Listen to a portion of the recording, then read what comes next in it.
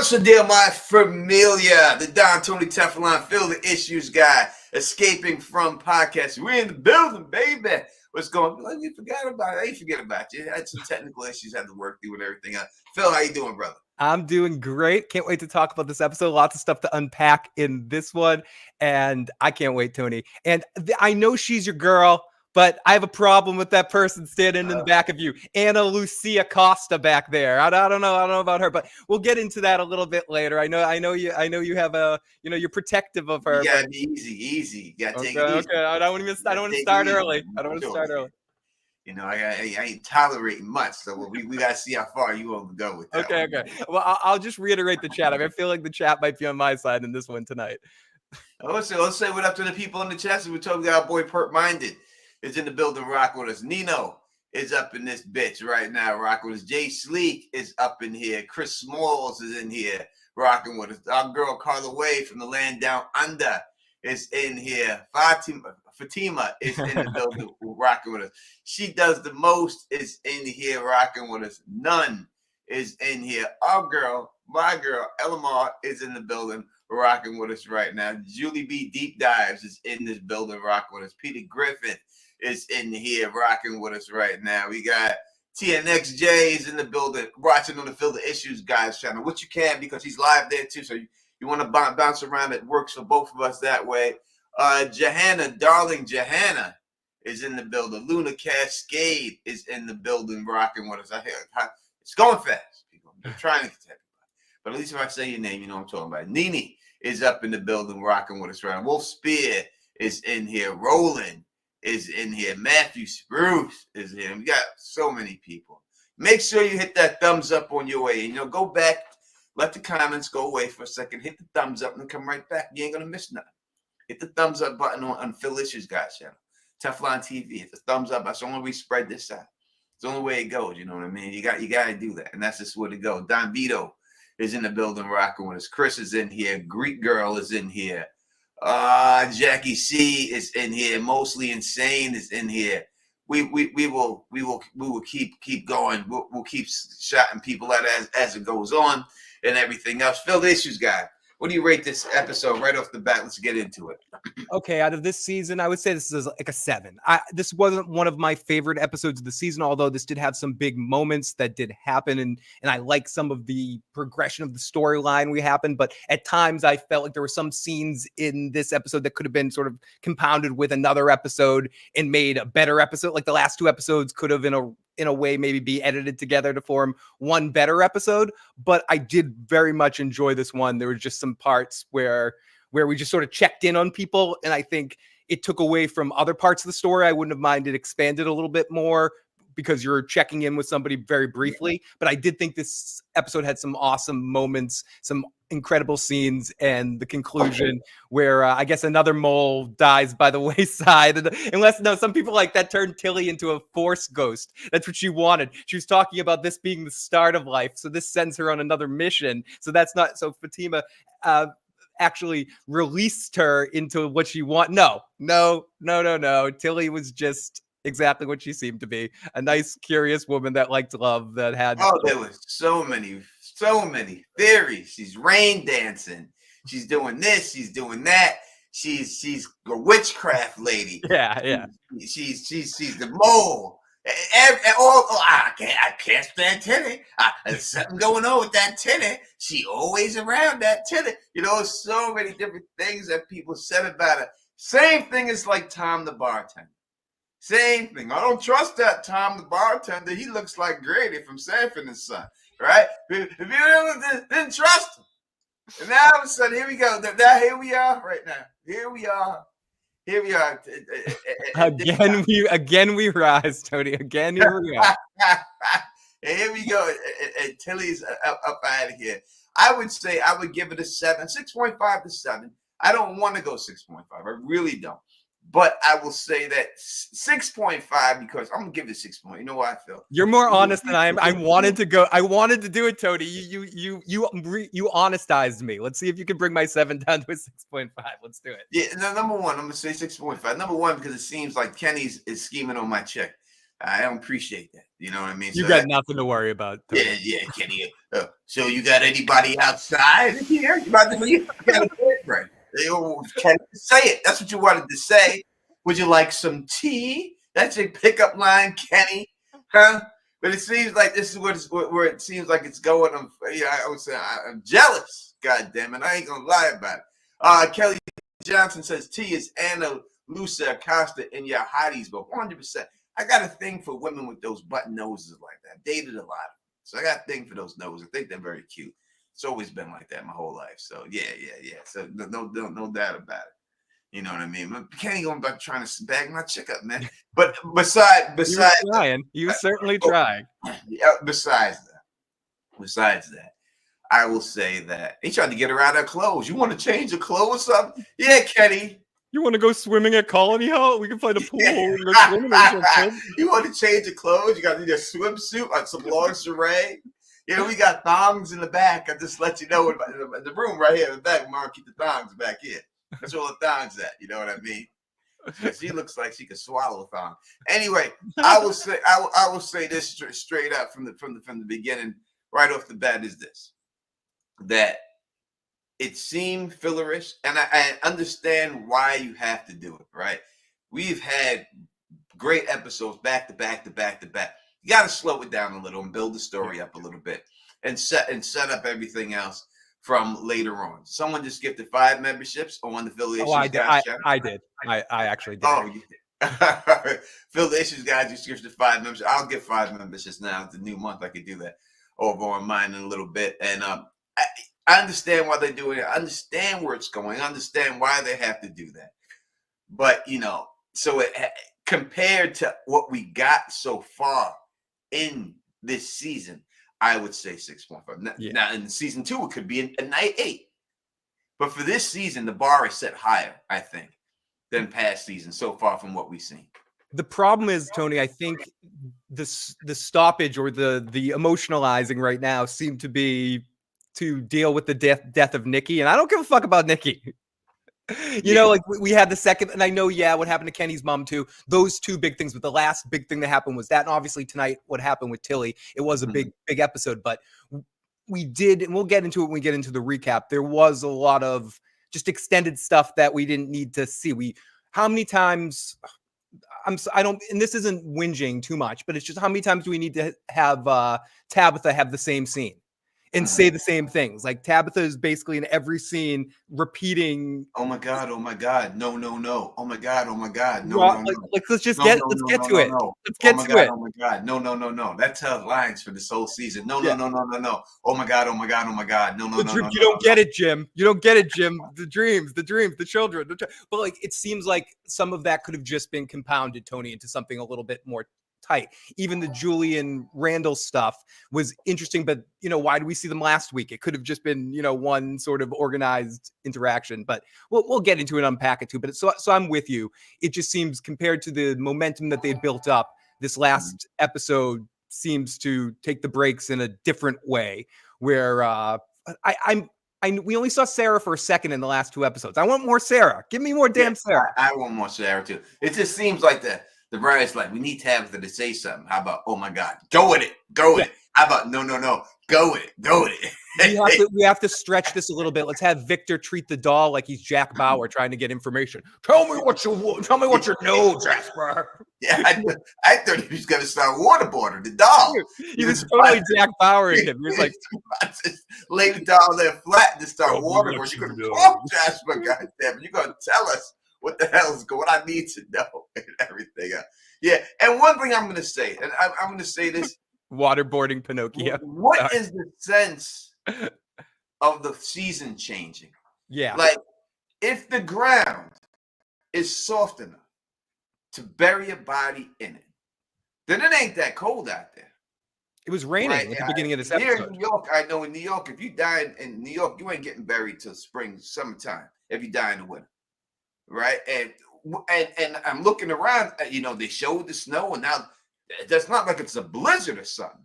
Like, I just Tony, it was raining at the beginning of this episode. Yeah. What is going on with the snow? Why did they even invoke the snow if it's not going to be a problem? Because this chick was walking through the snow in a bear track hit a few hours. You know, if you want to look at this thing happening in the daytime, a few hours, now the snow's gone. And there's no snow up there at all. Like I don't understand the point of introducing snow if it's not going to play a major factor. Now that there's no snow, I can't see what's going. It should. You need an avalanche. You need someone to get buried out there, almost freeze to death. You need someone to make an igloo to survive. You need to do something if you're going to introduce the snow. And they made a whole big thing about the weather. And I just don't see where the snow is going. Why they even introduced this snow. No, I hear you. And I'm not going to say any spoilers for it, but I think like something like Yellow Jackets dealt with snow a lot better than this in the sense of creating some horror from it out of nowhere.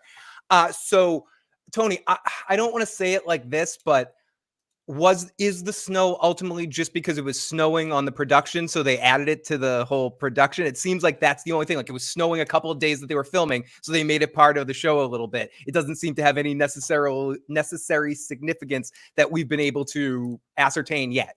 To your point, it almost just seems like room dressing, and that's fine if it. No, it's not fine if it is, but if it is, because I know that was something that was seemed to be a big part of the preseason press and hype for the season, is showing the snow, showing the weather, or maybe I was correcting my mind to that in some ways, but I did kind of feel that. And to your point, Tony, it hasn't really been a factor. And in this episode, it was raining. I started thinking about the flood again. I was like, is it going to stop raining? Is the flood coming? And I totally forgot about the snow. Is the snow coming back? The next 3 episodes, we're going to have a huge snowstorm that freezes them in or something like that. I thought there was some foreshadowing in this episode for losing the talisman ability, where Kenny's like explaining to your girlfriend there, to Anna Lucia Acosta over there, that, you know, people used to have to run around. I wasn't around then. That makes me think that everyone's going to have to run around, but that would be interesting with the snow. You know, suddenly you're stuck in a snowstorm and the talismans don't work. What the hell do you do? You know, you're going to see a lot of people die from different things other than the creatures. Anyway, Tony, I'm with you on that. They could have done a lot. They could have done a lot with it if they chose to, I guess, if they chose. I don't know. You know, since last season, the seasons are changing and blah, blah, blah, blah. And it's like, no, they ain't. I mean, these dudes are walking around with their jacket wide open. It's not like they're bundled and they got the hoodie up or anything else like that. Oh, it's a little chilly, it's a little nippy out there, but nothing to the point where I thought it was going to be. Chris, thank you for the super chat. It says, watch the foreshadowing on Boyd withholding the bullets from Acosta. I was going to talk about that. Carry spare and extra mags. I bet she will have them and end up saving Boyd's life. All right, we'll see if that happens. She Tony, might have extra mags or spares or anything else. It may be something like that. I don't know if she's going to save Boyd's life, but I did think they were. I wrote that in my notes when we get to that too. I think they were definitely showing it off, like calling their shot for her. The way she smiled when he gave her the gun, and she turned around and said, "Sure thing," or I have it written down, but whatever she said to him, "Okay, officer," with a smile on her face. She knows she has a clip somewhere else. She knows she has something stashed, like some more bullets on her belt or something. Bad move by Boyd not to check beforehand, but he was at his wit's end with her at that point. I thought that was an interesting scene because most times when Boyd sort of tells people to back off, they back off, and she stepped to him like no, I want my goddamn gun, Tony. Give me my gun. Yeah, and then when she gets serious, like she does like a Marilyn Monroe whisper, and the actress does, she's like, no, kind of Batmanish, like a female Batman. I want my gun now. Like, notice that she does that when she talks regular. She's talking regular, but once she gets mad, she does like the Batman boom. She goes, "No, I want my gun now." and what has she been a cop for a whole 48 hours?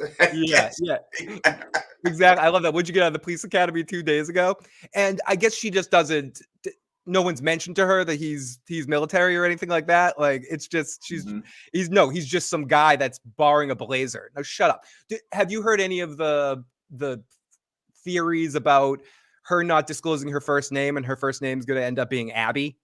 And she's going to be people put in the chat Anna as her name. Anna, maybe I've heard some there is a But- theory out there about her being actually Abby, and she's gonna end up being like some reimagination of has Boyd's wife come back or something. I don't know if I like that. I I don't know like with that IMDb it's just Acosta. That's all they got her as Acosta. So they're purposely hiding her first name for something. So it seems like it could be that, or they just didn't think of it yet. Oh, but it could, I mean, are they really going to do the AA? Abby Acosta? Are they really going to go with that? And Acosta seems like a Spanish name, doesn't it? I Is that think a Spanish name, Acosta? It seems like a Spanish name. Irish, maybe. I don't know. Is it Irish? Acosta? I honestly, or it's Greek, maybe. I honestly don't know. I thought it was like Hispanic or something like that. Let me see. Let me look that. Maybe I'm thinking Acosta. Let me see.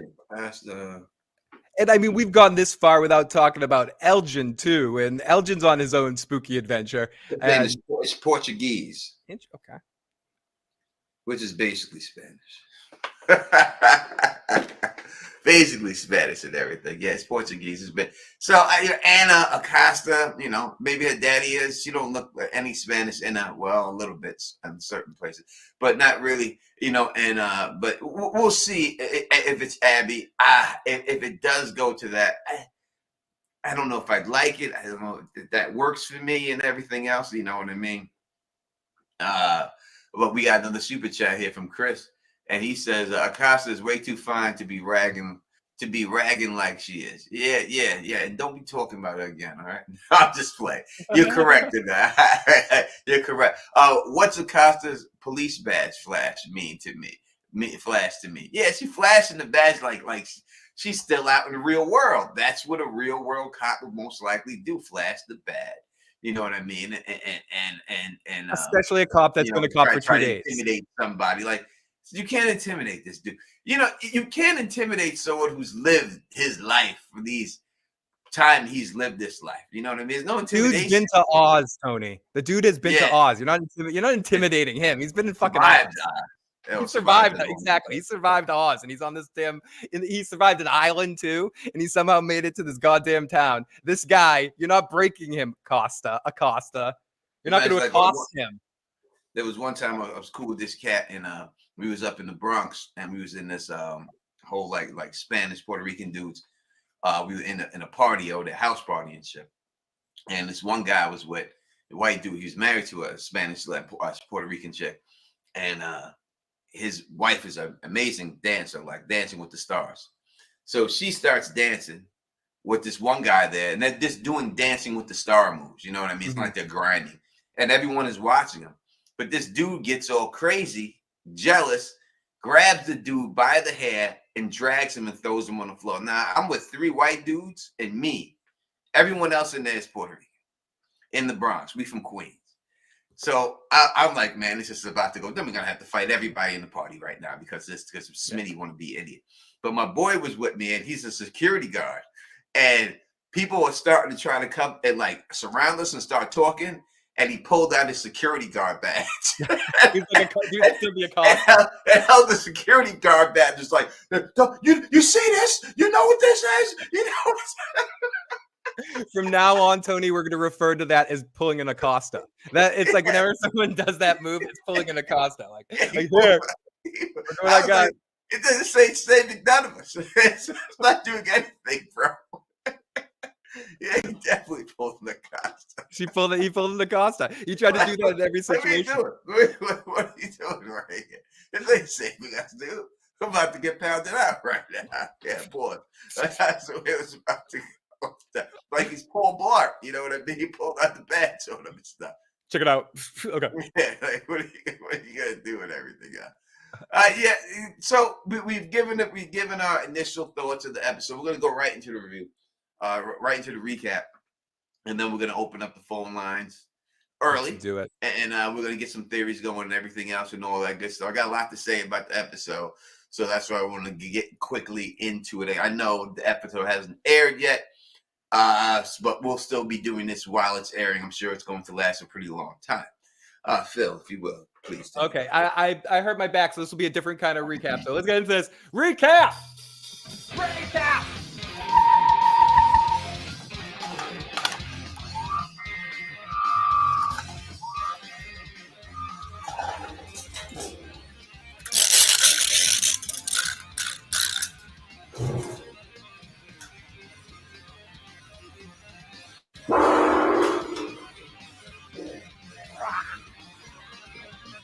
Okay, here we go. we're gonna use the Gong Show gong on callers. Oh, wait, all right, we're gonna have to gong people out. Oh yeah, I got the gong, got some spoons. Okay, I hurt my back, so I'm not gonna. You're like, how does he have all these instruments? How does he have all these instruments? He's got the ocarina of time in there. Oh, sorry. Recap. Okay. Going on to a man, Terry Matthews with the brother, rocking with us right now. How's it going, buddy? So, anyways, so we open up on Fatima. I'm sorry, I'm more out of breath doing all that, Tony, than I would be running around this place for some reason. So we open up on her talking to Christy and the crew from last time. Marielle and Boyd and Ellis are there about her cravings, and she's like, "What's happening to me?" Chrissy is like, "Could be some psychosomatic situation," and she kind of talks around the hysterical pregnancy thing. And Fatima's like, immediately, Fatima, obviously because a lot's going on pressure-wise, but also besides that, I don't know if you got the feel. Fatima is like, she seems like she has, like the Exorcist in her, like, "Gotta suck sticks in hell." Like she has like that attitude, like a really mean little gremlin crawled inside her. That's like, I would love to see her. I would love to see them have to strap her to the bed and her just go, and just start throwing up on people and everything else. That bile just keeps coming out that she's been eating and shit. Do I have that? Oh my god, I don't have. Yeah, mother sucks dicks in hell. But she just has like a real bad attitude in this situation, and we'll get into this in a minute. But I feel for Ellis, and I think the actor did a great job in this episode. But Chrissy's like, maybe you were pregnant, maybe you're not, or I don't know. And she's like, I can still feel something inside me, like something's in here. What the fuck? Like, you don't know what you're talking about. And Boyd again gives this look like, I'm going to have to deal with this at some point in time. Ellis, bless his heart, is being sweet. He offers her some water, and she like slaps that shit out of his hand, Tony. She's like, I don't need your fucking water. Do I need water right now, Ellis? And then Chrissy offers her to spend the night, and Ellis is like, yeah, you should stay here. Don't go out in the rain. She's like, Ellis, I don't give a fuck about the rain. When you want to talk about the rain, Ellis, I don't give a fuck about the rain. And she says, fuck you, and she runs off. And Mari's going to go to Colony House for the night with her. And Boyd and Chrissy are left alone as Mari goes off to prepare to go to Colony House.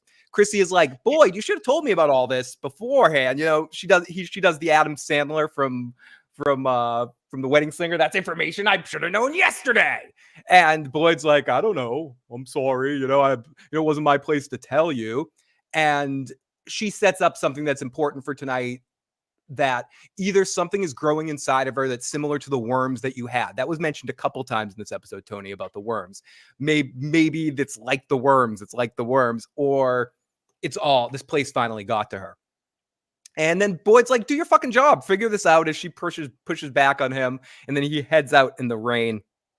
Good intro scene. I like it that Christy and Boyd have this kind of dynamic where they're a little bit, they can butt heads a little bit and get at each other. And yeah, she's 100%. I was gonna say real quick. Yeah, Fatima, for real, at this point, she has I think the fact that she's trying to come to grips with, basically that she doesn't want to believe that she wants to believe there's a baby because she doesn't want to think there's anything wrong with her.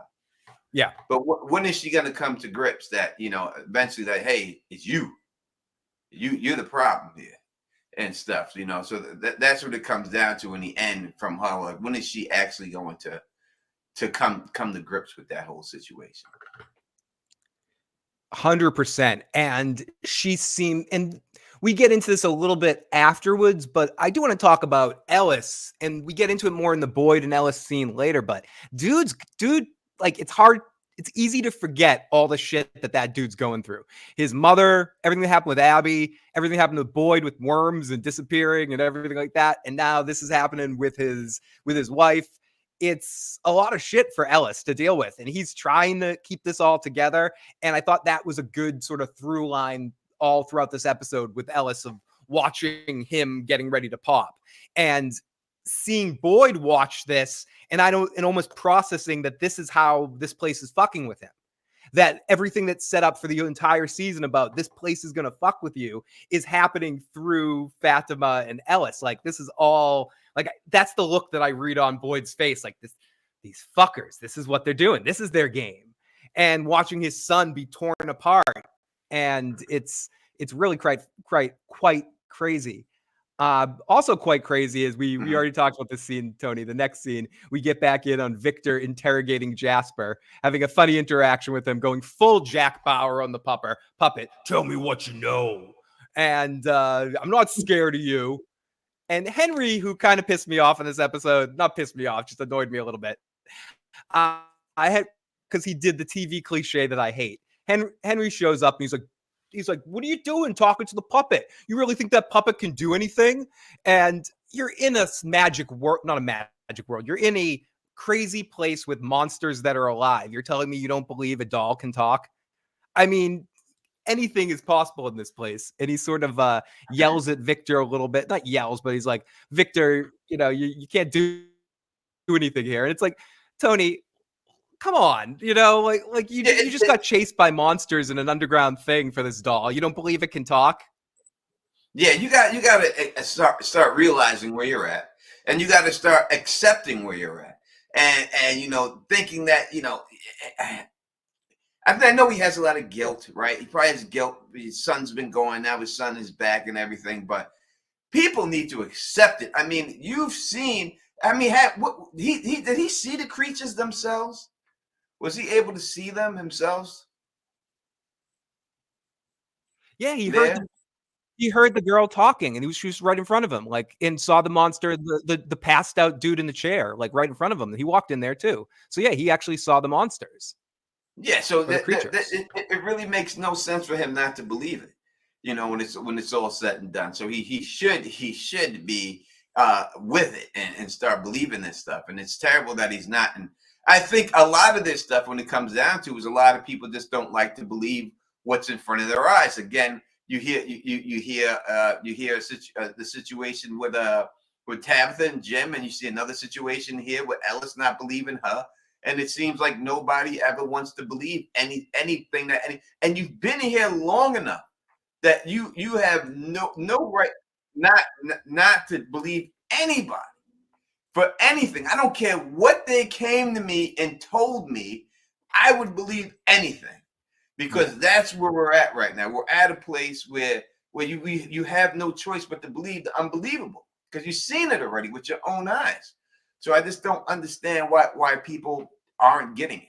And I know Luna says something like Henry needs a minute. Some of these people do need a minute. They do. And that's kind of what Kenny was trying to explain to Acosta there.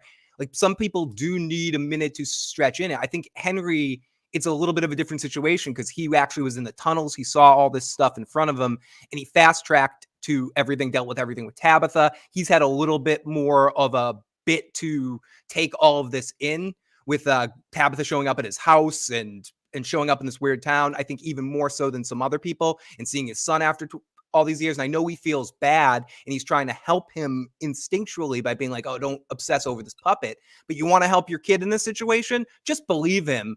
Just like be on his side and be like, I'm going to help you do whatever you can to make this fucking doll talk.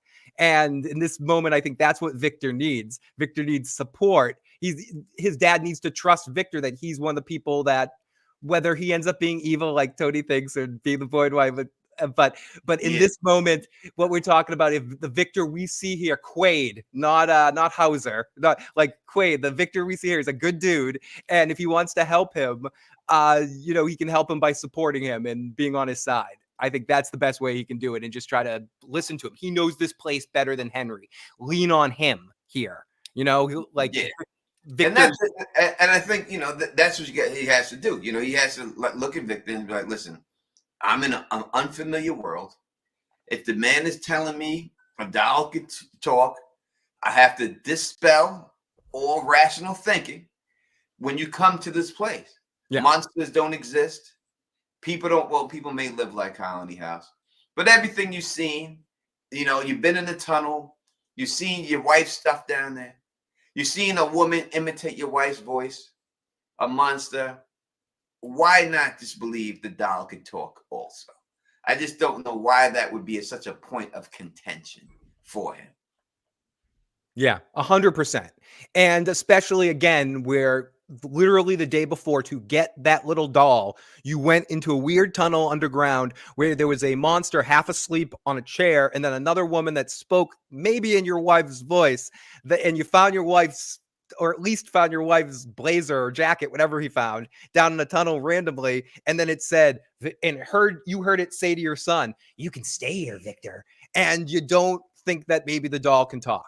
Maybe that Victor actually saw this at a point in time, and you may want to just say, I mean, I know what he's trying to do, Tony. He's trying to take his son off the hook, like be there and tell him not to worry and not stress for a second. But what you're really doing is the opposite. This sends Victor out of there to just run off and be like, I got to figure this out. Like talk to me, Jasper. Jasper, talk to me. I'm not afraid of you. I'm not afraid of you. I'm not afraid of you, Jasper. He's not afraid, but if Jasper would have screamed at her like he's screaming at Jay, I bet you would have got afraid then. I'd have got fucking scared too. So speaking of people I'm scared of, Elgin, who now that we had Nathan on earlier, and he didn't let any of this on, like this Elgin turn that was about to happen. But like the Elgin definitely does have some really cool stuff that he does in this episode. And Elgin and Tilly, he's made some sort of an ornament for Fatima, and Tilly thinks it's just darling. He hangs it, and this endless film camera takes another picture, and it cuts quickly to it. And it's interesting. Like, do you think the picture is real? Maybe.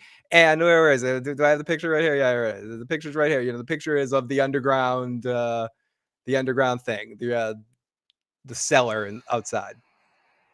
So we go off to he timidly looks at the picture, and we cut off. We go off to Marielle and Fatima, and Mary's being positive and like, "Oh, you're so lucky that the ambulance showed up, and you're still, we got the medicines, we got some stuff that you needed." And Fatima's just being crabby, like, "Oh, I'm so fucking lucky." And Mari's like, yeah, I know what it's like to have this place get the best of you. Oh, I don't just have some stupid fear. I'm not just imagining some stupid fear. Something's actually compelling me to eat this dog shit and suck blood.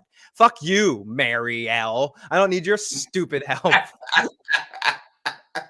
Yeah, Marielle.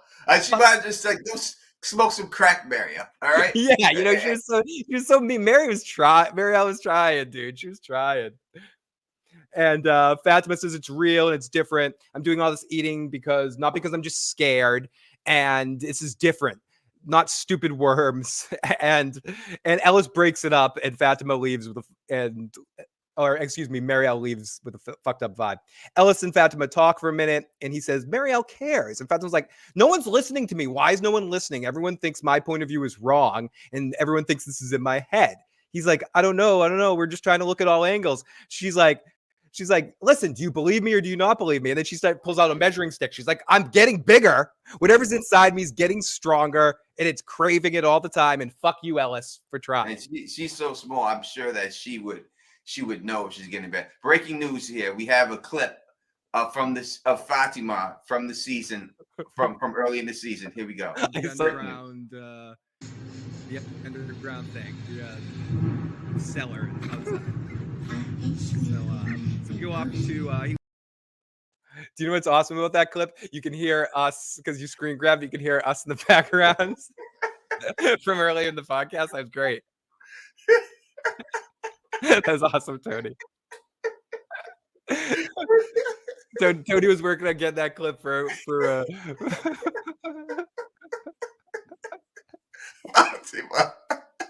that is actual footage of Fatima. Tony, you actually found it.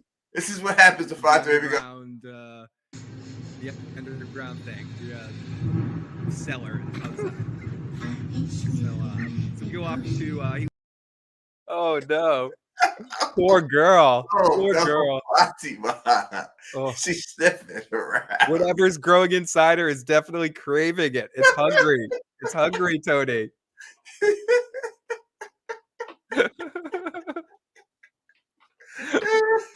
Oh my goodness, that was worth every second of that. Okay, so her body's changing, whatever's inside her strong. So we go off to Donna and Boyd, and they have probably my favorite scene of the episode with Donna and Boyd here.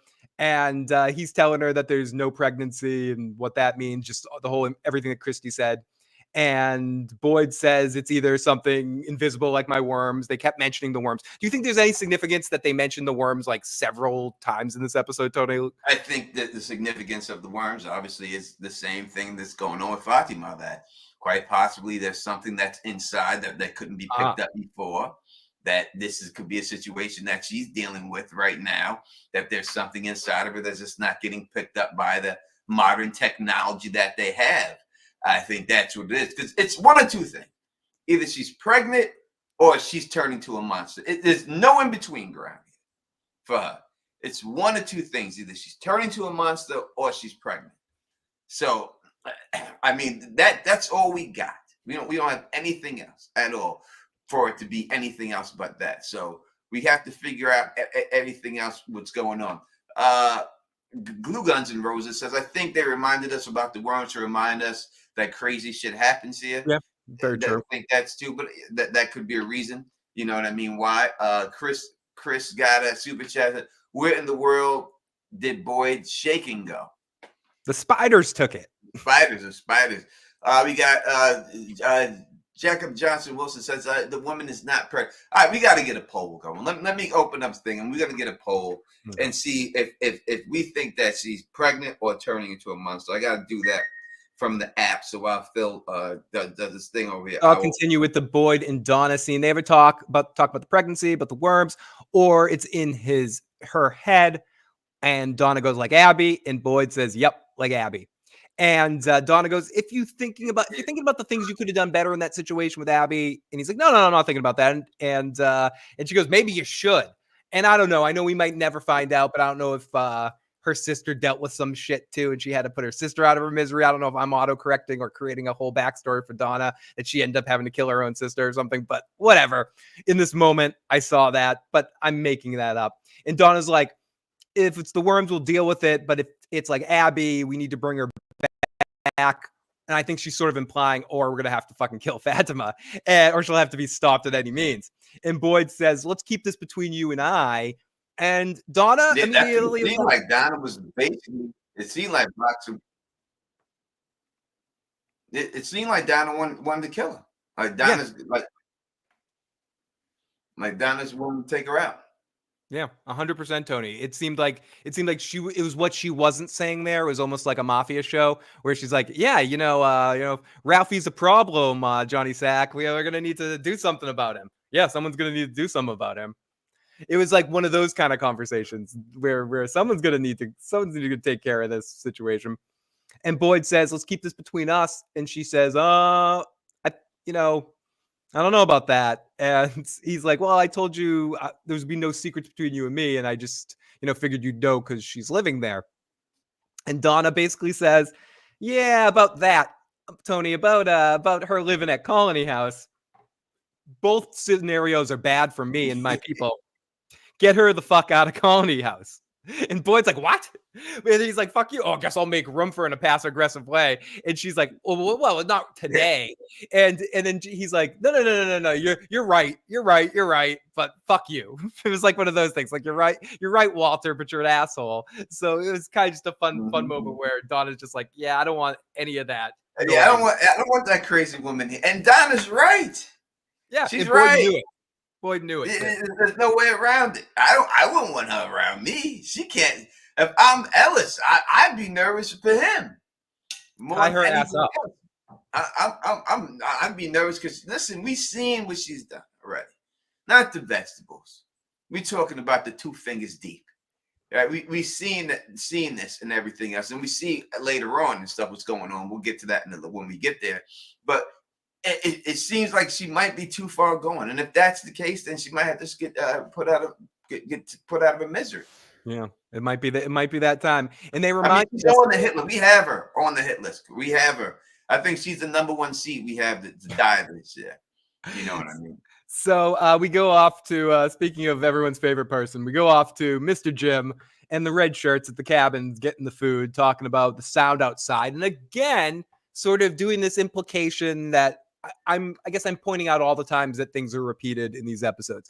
The sound outside is different. It doesn't sound like the normal monsters. We've heard that like 4 times this season. That when people are at the cabins, something's happening, something's coming with the cabins. And if it's not, it's coming next season.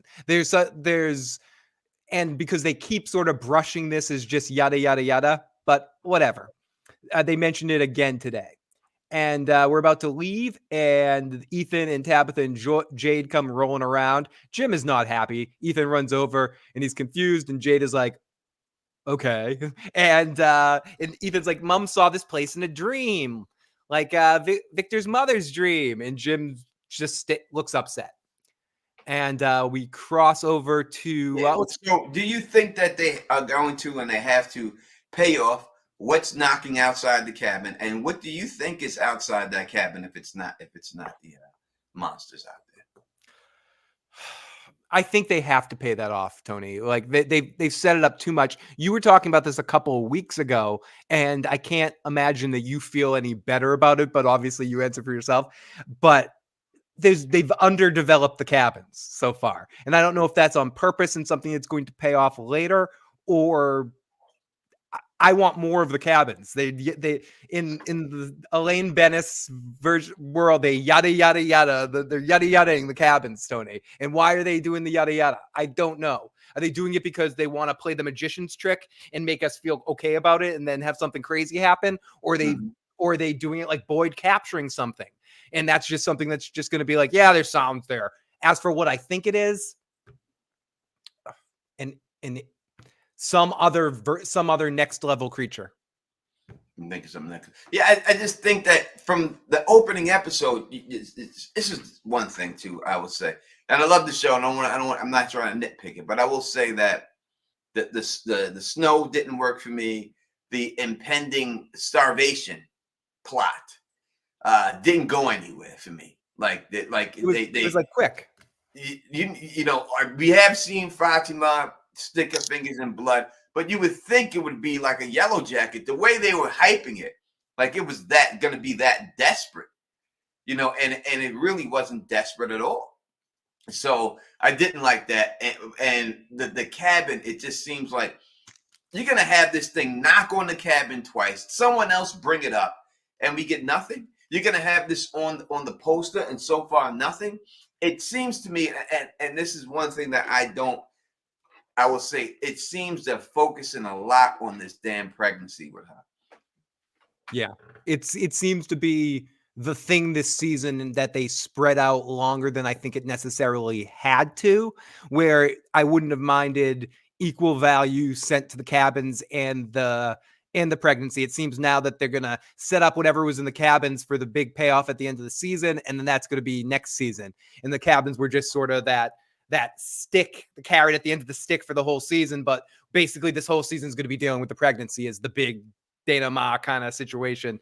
And that's it, just not where I thought this season was going at the beginning. I'll wait for it to see. I'm also not being nitpicky too. I'm very high on this season, but I was hoping for more of the cabin. One thing that's unexpected that I'm actually enjoying, Julian Randall, the actors he has a very big brother sort of attitude with her. I like their interest. I like the two of them. Their chemistry is interesting because he's sort of grumpy Gus and she's like wacky teenager that's going to kind of push through it. And he's spending the night at the hospital as he's heading out. He's being rude. They hung out before doing that thing. Like they smoked, they got high, and she's like, and she calls him on it right away. I love Julie in this scene. She's like, what are you doing? Like, yeah, you smoke weed with me and now you're ignoring me. And he's like, I'm not fucking ignoring you. Goodbye. And she goes, where you going? It's like you had sex with me and now you're not a friend no more. Yeah. That's what it sounded like to me. And she was like, well, and he's like, I'm going for a walk, Tony. And he's like, well, I'm going, or he's going, I'm going for a walk. Fuck you. And she's like, well, okay. Do you want company? No. Okay. I'm coming with you. It was very like, I'm going to annoy you into having fun with me. It was very, very natural, very real. Yeah, it did seem real, and I think that's what they were going for with them. on this episode that they wanted to get back to some normalcy in life, like this, like not worrying about what's going on here. I heard somebody else say in another chat the live stream that I watched real quick that I didn't watch Lost, but they said they had something like this in Lost with a car that it kind of made it feel normal. Yes, I actually have that in the notes. There's a moment where one of the characters, Hurley, who's sort of like the friendly thing, finds a car that's been there for decades and somehow gets it started, and they drive through the fields, and it's like one of and there's old beer in the back, and one of the characters like cracking 30-year-old beers in the back, drinking while they're driving in the it's a really awesome Lost moment, actually. When Dharma Initiative stage. Anyway, sorry, don't get me started on that stuff. Okay, so the next thing is Elgin's looking at the picture, Tony. I needed to pause on it just because I was curious what the picture. So is the picture? Oh my, I'm sorry. I gotta stop and ask some of the stupid reality stuff, Tony. So is this picture real? What is this picture he's holding? Is this picture in his imagination? Like, I'm saying, like, did the camera actually manifest a real life picture of this for him to hold and walk out there, or is this something that he imagined and this is an imaginary picture he's holding in his hand? I know that doesn't really matter, but I'm just kind of wondering. I don't know why I'm curious about that. I think that I don't know if it's in his head or not. I mean, we can't really tell. We know that the picture that it took of when he took it to Fatima, and then the creature came behind Fatima. We know Fatima was in the picture, but is he just visualizing the lady behind her? So I don't think that we can actually say for real if that's going on. People like Elgin is ashy as hell. They're like Elgin finger ashes. Only black people notice that shit. I know black women said that. His fingers are ashy as hell, goddamn. He needs some cocoa butter. Definitely needs some cocoa butter on him. I'm gonna tell him next time he come out here. When he come over here again, I'm gonna tell him like, dude, you gotta have to get some cocoa butter, bro. I'll make sure I save this picture. If they can make pancakes, they can make some goddamn cocoa butter. So I can't. People say, "Where's T dating with the baby?" TJ's retired. I would have to say that I can't tell you whether it is or not. You know what I mean? I really don't know. That was just one of those things. We need more proof than that, and that's a good point that you brought up. Did a blank picture get taken, and then he was, he's holding a blank picture that has a vision of that thing? I don't know. Obviously there's precedent to objects coming alive, as we see later in the episode again with the boom boxes. So seeing a real, one of the electronic devices within the town having some sort of mind of its own isn't ridiculous. I'm just wondering how much of this is in his head, as we've seen it at different times, different things that he's seen other people can't see. So did an actual picture get printed out? I don't think it really matters, but it was something that stupidly popped in my head. No, so I think that's a great thing. We don't know. I don't think it can be determined unless someone else can actually see the picture. Until if someone else actually sees one, if that's the case, there's no way to determine whether the picture is real or not, or it's just a figment of his imagination. But do you think that Elgin is like the people who talk to Chrissy? I thought was good and everything else. Do you think that the people who talk to Chris are same people talking to him and the same people talking to Christy? And he said, "Did y'all know you aren't supposed to shake a Polaroid to get the bell?" Yeah, my dad had one when I was little, Polaroid camera. That's like shaking a Polaroid. It's like blowing into a Nintendo cartridge. 100% what I was going to say. Was that what you were going to say? Like, yeah, 100%. It's just like blowing into the Nintendo cartridge, right? You know that shit though. You put the Nintendo cartridge on. It's the same thing. It don't work. So I think that's what's shaking the picture. It's right there. He was just doing that and everything else. Absolutely. And I think, yes, it seems like it could be a similar thing that infected Sarah, that's infecting Elgin. I think we now know whatever's going on, because what he finds here, like, let's get into what he finds here. This doesn't look good. He finds a door. He opens it. It's a closet cabinet thing. Inside, it's nothing. It seems like it's like a wall or a block. He walks away thinking there's nothing. There's a knock, knock, knock. He goes back, moves the closet out of the way, and there's a room behind there with a cell. There's another scene of it, but I'll yada yada when we get to it. But in there is like a bed. It's like looks like a little jail cell. There's a blanket covering a dead body. Is that Christopher? Is that Christopher's dead body there? It's some dead body. I guess we don't. You can't tell it. I mean, it looks like it's burnt. It looks like the body itself is burnt, but the clothes for some reason aren't, which is weird. Yeah, the suit looks like the suit looks like it just got put on, or not just on. So I don't know if they burnt them and they redressed them or something. But y'all hit that thumbs up. We got over 400 people in here. Thank you so much. But make sure you hit that thumbs up in there, on the channel. We need that. That's really important. It doesn't cost a thing. We really need those likes. I mean, 200 likes with over 400 people is not acceptable. We really got to have some more. That's the only way it's going to get spread out there, and it's up to you. You know what I mean? It's up to you. I really need you to go into that. And so, Tony, someone speculated that it was Jade's clothing from a previous episode that we saw. It is Jade's clothing. See, I wasn't going to say that. I was going to leave from my video, but I'm going to say it right now. Really? I did not. Yeah. Whoa. Yeah, it's Jade's shirt, white. The blue and white shirt that he wore is on it. It's on there without a shadow of a doubt. It's this blue and white shirt, the same striped shirt that Jade wore is there. That's 100%. Huh. I did not know that. That's cool. That's okay. I'm looking forward. Keep now I'm just gonna say everything. Y'all gonna make me have to pull it up. I'm trying to save for my video tomorrow, but now I'm pulling it all out for you. Pause. Oh, pause. I think there's some people in the audience. I wouldn't want you to pause there, Tony, but keep going. Yeah, no, that's definitely so. I mean, when you look at the whole situation from what I'm seeing, Jade's gonna die, and Jade's gonna die, and this is the proof that he's gonna die. That this is going to. I think this thing is repeating over and over again, and I think that he's going to die. This is my speculation and everything else.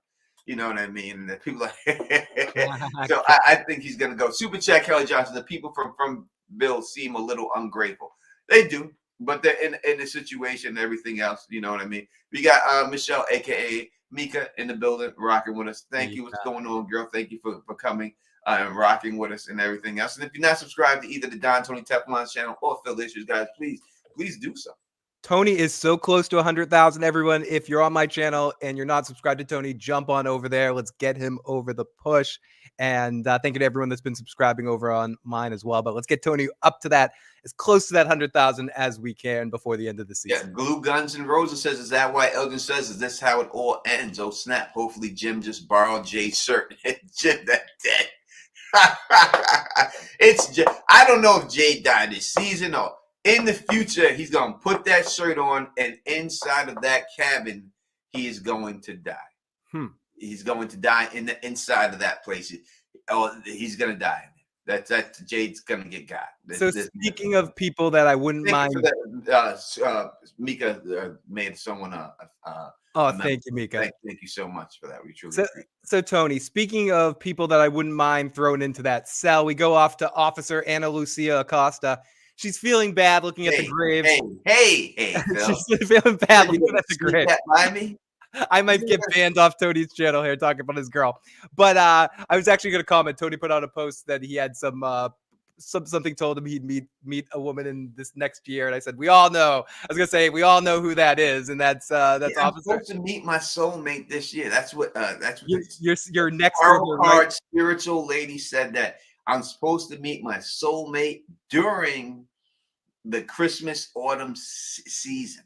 Tony, look to the left. Soulmate. I'm so looking forward to this so much. I can see her bursting out from behind you. So she's feeling bad looking at the graves. You want to say that she's feeling bad looking at the graves, but later on you see that she's looking at fuel to work against Boyd. But Kenny's in the diner also feeling bad about his mom and dad. She comes into the diner and he's like, sorry, no food.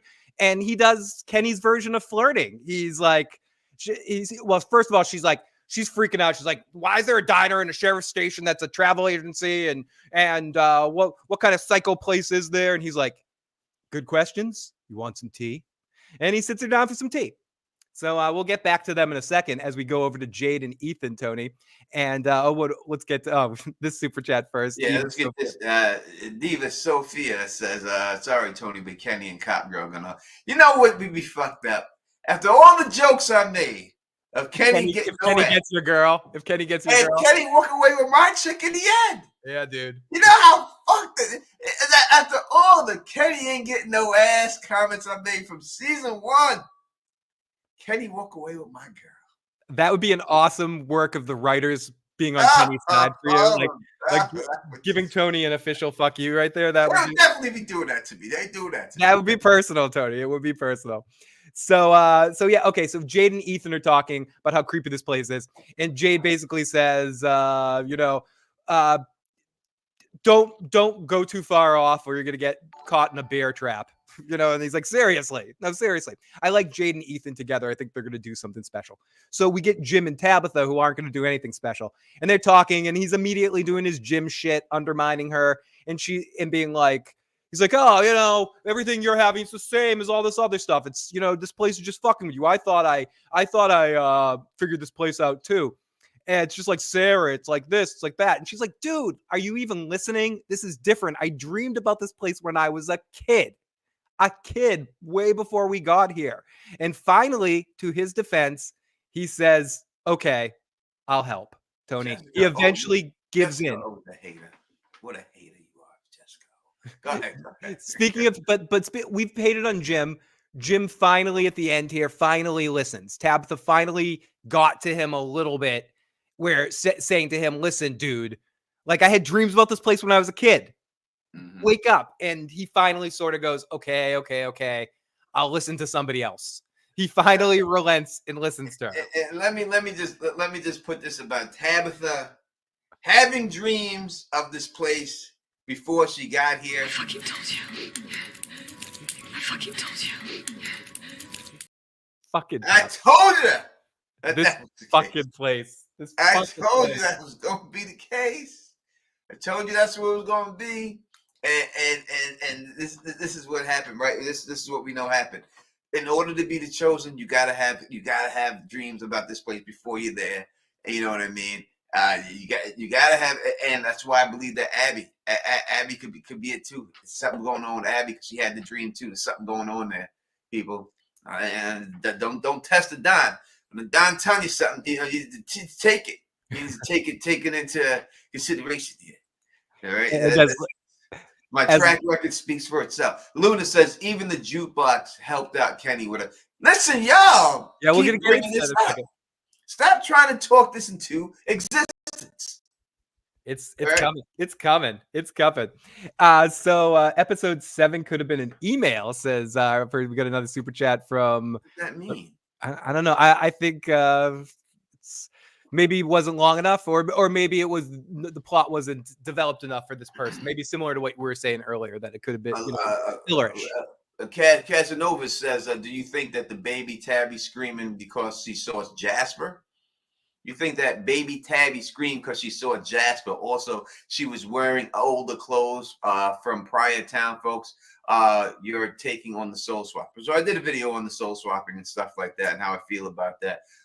Do I think that she screamed because she saw Jasper? No. I mean, the thing that she's seen was clearly flying in the air.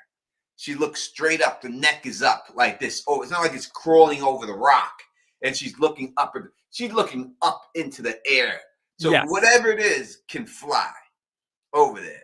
It's flying, and that's what's scaring and everything. It's all the way up there. Now, is it a UFO? Maybe it is. God damn it. It was flying, a Greek girl. It definitely was. You could see it looking straight up, and you could see the way, and it made a noise too, like you know what I mean. If you go back and listen, you'll see it was like a noise, like that they made when they did that, a specific noise there. It was no damn spider. It was a spider. So our next scene is Julie following Randall, and she's in full talkative teenager mode. And he's ignoring her. She's ragging on him without knowing it. And he's looking for mushrooms because he wants to remember his Pokemon movies. And he says that everyone in the bus was going to Detroit. And Julie says she never got her license after Thomas died. And when she starts talking about Thomas, Randall notices, and we start to see more of a bond forming between the two of them. And we see more of Randall's good guy side, Tony, where he gives this look on his face like, I got an idea. We're going to try to make this place a little bit better, make the world a whole lot brighter. I can make the load a little lighter, and start singing a Brady Bunch song. So speaking of the Brady Bunch, we click back over to everyone's favorite Brady, Kenny, who thinks everything can be all you need is a jolly cup of tea at the Brady house from Kenny. So that dude, he was trying to pull a Bill Cosby. You want some tea with that right there on the hood? I got the tea right here for you, you little yellow pudding too. He was definitely trying to pull a Cosby. But she was like, "Listen, do you want to change your clothes and some tea? Do you want this stuff going on right there? You want a pudding pop?" That's what he's trying to pull. And she was like, "Listen." She put the Batman voice in him. I'm not trying to get comfortable here. Listen, I'm not taking off my fucking clothes. Tony, I'm not taking off my fucking clothes. she put the bat. That's how you know she's bad, when she put that Batman on you. What are you talking about? I'm not trying to be comfortable here. Do you think I want to wear your nightgown, lingerie, Kenny? I don't want your goddamn tea. I don't want your gratitude. Do you know what the funny thing in this scene though is? Kenny is again speaking to all the audience members from the writers, as Kenny says, "Listen, Acosta, person that's the audience right now, all your theories and all your questions and all your bullshit's already been asked. If you try to figure out this show, you're gonna lose your mind." Tony, did you feel personally attacked by that line by Kenny?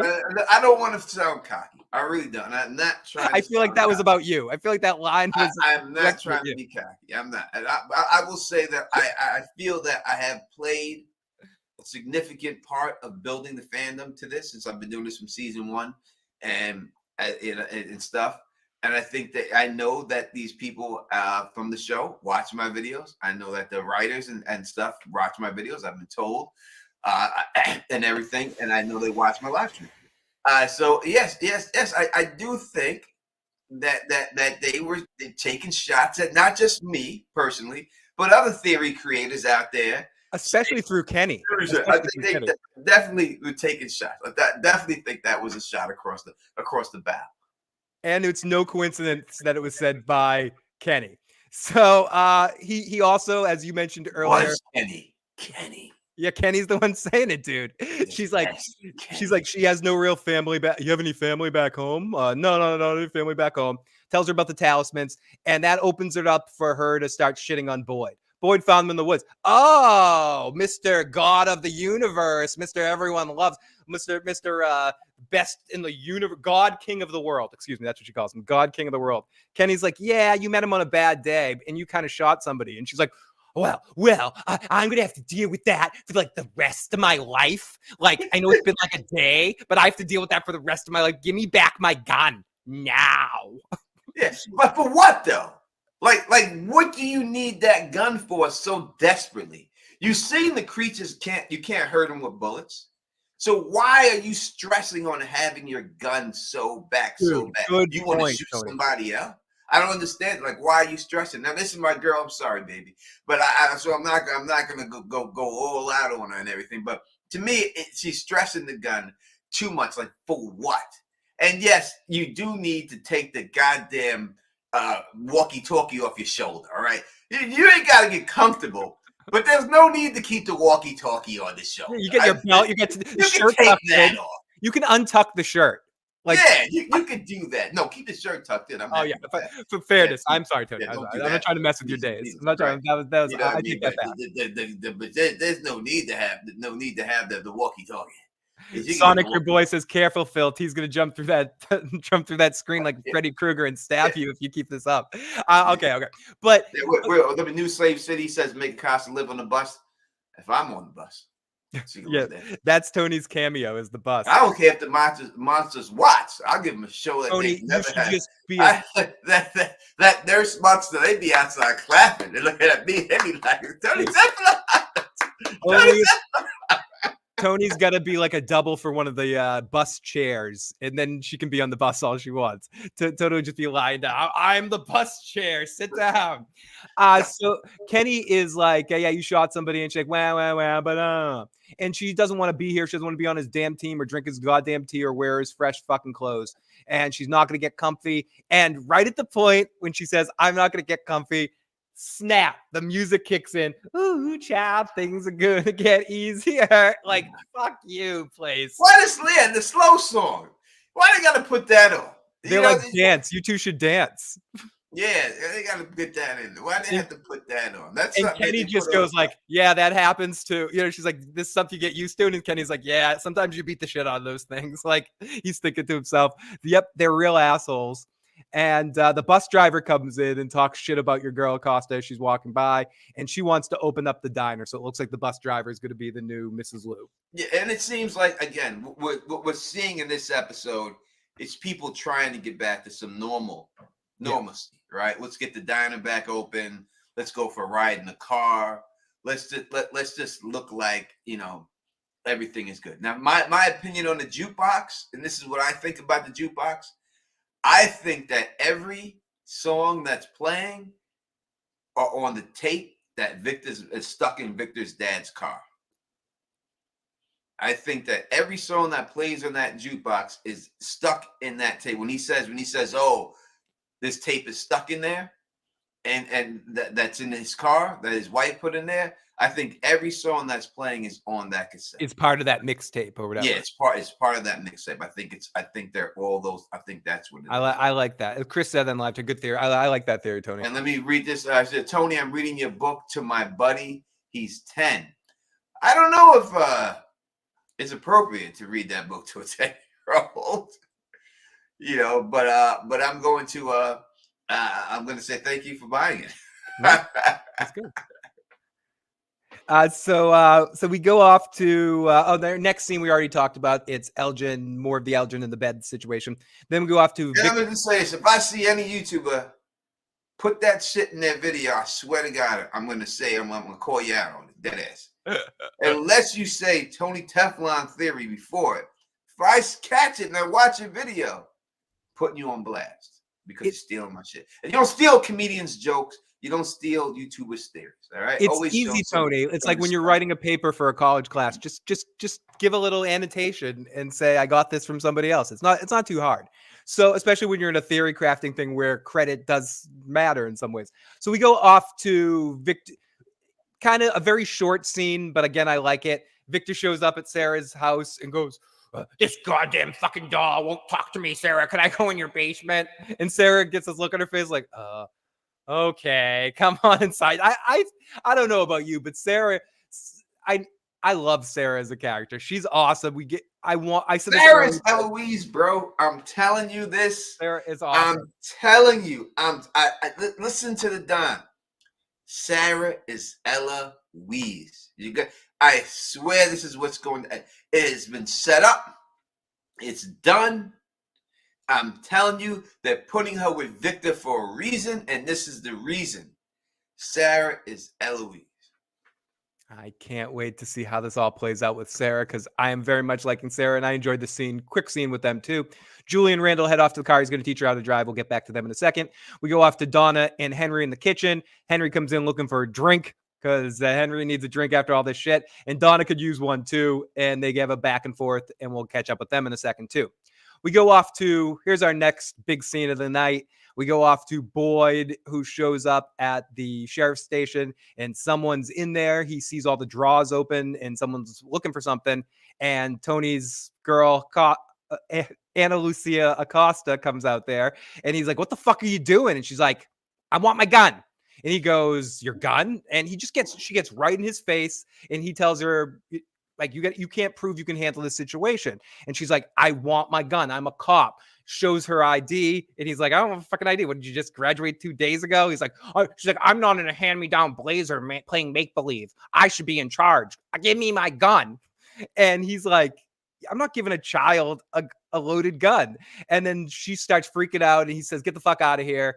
And she says no and gets in his face again. And he pulls out the gun out of a hole in the wall empties the clip, hands her a gun. She walks out, and he says, next time you come in with permission or you will have a problem. And she turns around in kind of a threatening way and says, okay, sheriff, and or whatever she said, Yeah, and walks out.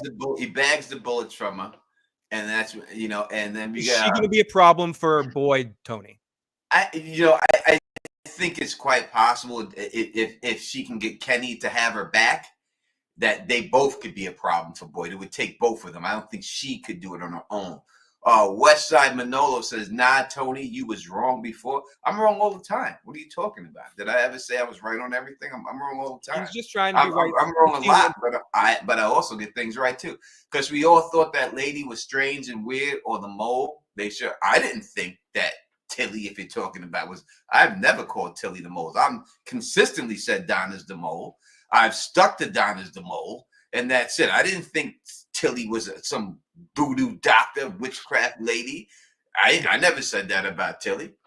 Not at all. So I was wrong. I'm wrong, but I wasn't wrong about that. You gotta get something else that I was wrong about. That was one of them. I mean, I think she's going to try play. I don't think Kenny will go on her side. I don't think. Yes. Let me tell you something about sex, Phil, real quick. I don't know it. Trust me, I don't know anything about it in a long time, Tony. Sex will make you switch quick, especially been there that long. Now, Kenny don't look like the guy from it's hard to tell. You've got high waters on all the time, right? So we only see Kenny in the show, but from what we see, he doesn't look like the Casanova guy. You know what I mean? He doesn't look that like the Casanova guy when he was out of this place, right? Or anything like that. You know what I mean? So, I don't think he's gotten a lot. So this chick could rock his world pretty easy. She might put the boomerang, the Robin Givens, Eddie Murphy on him, and, curl his toes up. And if that happens, Kenny comes like a little lap dog. He's going to say, do whatever she says. Okay. That's just going to be it. And that's just the way it goes, Okay. So I'll get you back against Boyd. Okay. Yeah, them together could be a problem for Boyd. I don't think she could do it by herself. So I don't know if this is the scene that Liz was talking about last week, as Donna and Henry have a drink. They talk about how things are going bad with Victor.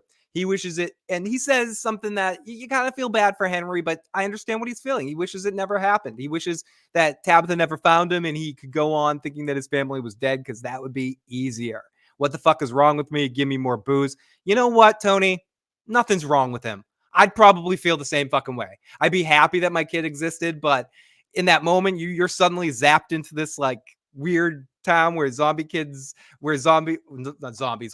will hunt you at night, and there's marionette puppets that your son's trying to talk to and all this stuff. I kind of wish I never found out too, maybe on some level. Yeah, listen, listen, you gotta say, listen, my son and family have been dead. I believe this. And now I find out that my son's been I'm gonna refill. I'll be right back. Yeah, I've been trapped in a town that has monsters that try to kill you. He's trying to talk to a puppet. You can't go home. You're stuck in this place. When you add all those things up, it's pretty obvious. I can understand exactly why he does not want to be. It was easier for him, but that's no excuse. You have to deal with the reality that you're in now, right? You could wish a lot of things and everything, but you need to deal with what the facts are right now. And the facts are right now that you're here, your son's here, and sitting in the bar drinking potato vodka is not going to solve your problems. As Phil grabs the bottle of vodka. He says that, so it's just, he needs to, I don't know. I don't know if it ends well for Henry, because he seems like an alcoholic. I got to call it like I see it. Henry's, when he was coming, I don't know what time of day it was when he ran to Tabitha coming in with a 6-pack, but a 6-pack is fine. You know what I mean? I don't know if it was 8 in the morning, 9 in the morning, he was coming in with a 6-pack. That's a problem then. But he seems like an alcoholic here. And they keep bringing it back. Huh? They keep bringing it back. They made it a point to show him drinking earlier, and now they had him show up, and when things were going wrong, he's like, I need a drink. Maybe he's going to get drunk and fuck something up and pull a porn stash. and let somebody in that he shouldn't let in. Like someone's Yeah. going to show up at the door as Victor, and he's going to open the door and lets us in. Or that monster does the imitation of his wife's voice, and then he opens he's all drunk and shit, and she goes, "It's me, Miranda. I need your help. Please help." And he's like, "Miranda," and he opens the door, and everyone gets killed because of fucking Henry. Dude, I think that's even better. Yeah, I could, and that could be why they set up the jacket shirt thing, like the in the voice theoretically in that moment. He could hear his wife's voice again at the door and open it up and pull an Ethan and open the fucking door. Yeah, Ethan gets a pass because he's a kid. He's a kid. He gets no pass, Henry. No. Henry is going to alcoholically make a porn star. Wino. Yeah. Henry that's his nickname, Henry the Wino. Yeah, as I'm taking another sip of my drink, but fuck that. I'm gonna call it Henry the Wino. Yeah. Oh, dude, I mean, I'd be a fucking pothead there. I'm not gonna deny, but I'm hiding in Colony House and hoping no one else fucks it up, hoping that no porn stash opens a window. You know, I'm not talking to anybody. Where are we? Okay, so they have a drink, and our next scene is more Tabitha saying no. They find the rocks, and Ethan and Jade and Jim, they're all walking around. She remembers it. She remembers the fear. Jim asks her a very weird, odd, specific question when she says, "I remember everything. I remember it all." And Jim, almost just to talk, says, Do you remember which individual rock it was? And she's like, "Yeah, it was this one. Thanks for adding to the conversation, Jim." Yeah, about time, Jim. You said something. Which rock was it? Which one of these rocks was it? But what comes out of this scene is or she says that she was hiding behind the rock and she heard people scream on the other side of the rock. She would look up and wake up, and she never could see what was on the other side of the rock. And there's some comparison, and Jade gets into, they were like, "What does this all mean?" Jade says it means that Aristotle might have got it wrong, that there is no free will, that you never had a chance not to get here, that everything was predestined for you to get to this place. So I guess that's what we're supposed to take from all this, Tony, that for the chosen ones, for the Buffy the Vampire Slayers, the chosen ones, there's no chance that they can't end up here. They have to end up here. They're going to end up here. So whether she's with Jim or she would have married Tom, Dick, or Harry, no matter what, she was coming here. Yeah. She had to come here, which means that Jim and his family were not, which I know a lot of people have said that everybody who is here, everybody that is here, that was here, it's supposed to be here. And I told that that's not the case. Certain people are supposed to be here. Other people just got sucked in. Yeah, caught up in the mess. You know what I mean? Yeah, I got caught up in it. You know what I mean? So it's a definite situation like that going down, and without a shadow of a doubt. And I think that Jim and them were not supposed to be here. She was supposed to be here. Tabitha, Miranda was supposed to be there. The kids weren't supposed to be there. So I think that she was going to be here no matter what, and depending on who she was. It's like I think everyone on that bus, that was all just for Marielle to be there. Yeah. And she got on that bus, and that was the time for them to abduct her, and they abducted her, and everyone else just got sucked in there. Tony, I want to point out one piece of information to your point that you just said there about Marielle showing up, and they mentioned it. When Kenny talked to Ana Lucia Acosta there and asked her if she had any family, she said no one of importance, almost implying that there was someone there that maybe she had a hinky past with, that there was some mystery around there. So I don't know if they left that open for somebody to show up for her later on in time. I just wanted to kind of put that out there in case it happens later, because there was a moment where he was asking her and she said, "I don't have anybody at home that matters." She didn't say nobody. So she maybe has some person that's there that isn't the best relationship. Yeah, so me, probably. If she has Tony Teflon at home, that she knows will be very dirty like that, girl. Why you doing me dirty like that? Talking shit about you, Tony. Jade and Luna says Jade and the Matthews are sure taking their time. Yes. Let me look at the poll and see what we got with this poll. Let's end the poll and see what we got. Someone was asking for another poll later. We'll try to figure out another one to stick up later. No Wait, pause. something happened here. How do I stop the poll? I can't see it. I think if you do, All right, here. End poll. Yeah, big Uh, win. Big win. what does it say in the poll? I can't. It's Fatima pregnant. 67% say no, and 32% say yes. 231 votes. All right. Well, a lot of people think she's not pregnant. Then, we could definitely do another. 67% say she's not. That's a lot. That's a lot. Yeah, that's what I'm saying. A lot of people thinking that she's not pregnant. And listen, it does seem that way. We'll see. It definitely looks like she's turning into a monster. And someone said, a dude said she's a monster replacing Smiley. So you think that when the monster dies, I don't think any monsters ever died before, from what we know of. That's the first one that we know of that's been killed. That they replace them with people in the town. That would make sense. But why would they make them pretend like they're pregnant? Yeah. I don't know. So Ellis and Tilly. Tilly asks how she's doing, how Fatima's doing, and he says, "Oh well, I don't know." And she goes, "No, I know she's eating rotten shit." And Tilly's like, "I'm just here to help. I'm Tilly. I'll help you." And they more tea and more breaking down and emotional stuff. She says, listen, don't grieve people before they're gone. That's why I told my family when I found out about my diagnosis, have some fun, enjoy your life. Everything's going to be okay. And he asked her if she's afraid of dying. And she says, no. And this is the thing that people are holding on to about the Tilly, is going to be back somehow. Life is too short. It feels like the middle of something or the start of something, not the end, and, Tilly wants to help. She's like, I'm here to help you no matter what. And he says, but why? Why are you here to help? And she says, listen, I'm old. I have cancer and I like a good love story. Why else? What the hell else do I have to do? There's no TV. I have soap operas. Exactly. And I said it when she was dancing in the rain. I said it back then that she's just trying to live her best life, what she's got left. And she's going to look at everything on the brighter side because of the death sentence that she has.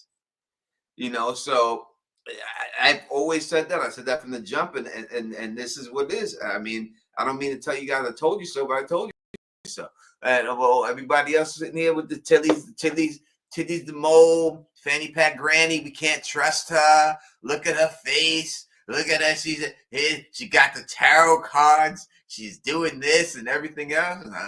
Yeah, I fell for it. Hook, line, and sinker. And now she gone.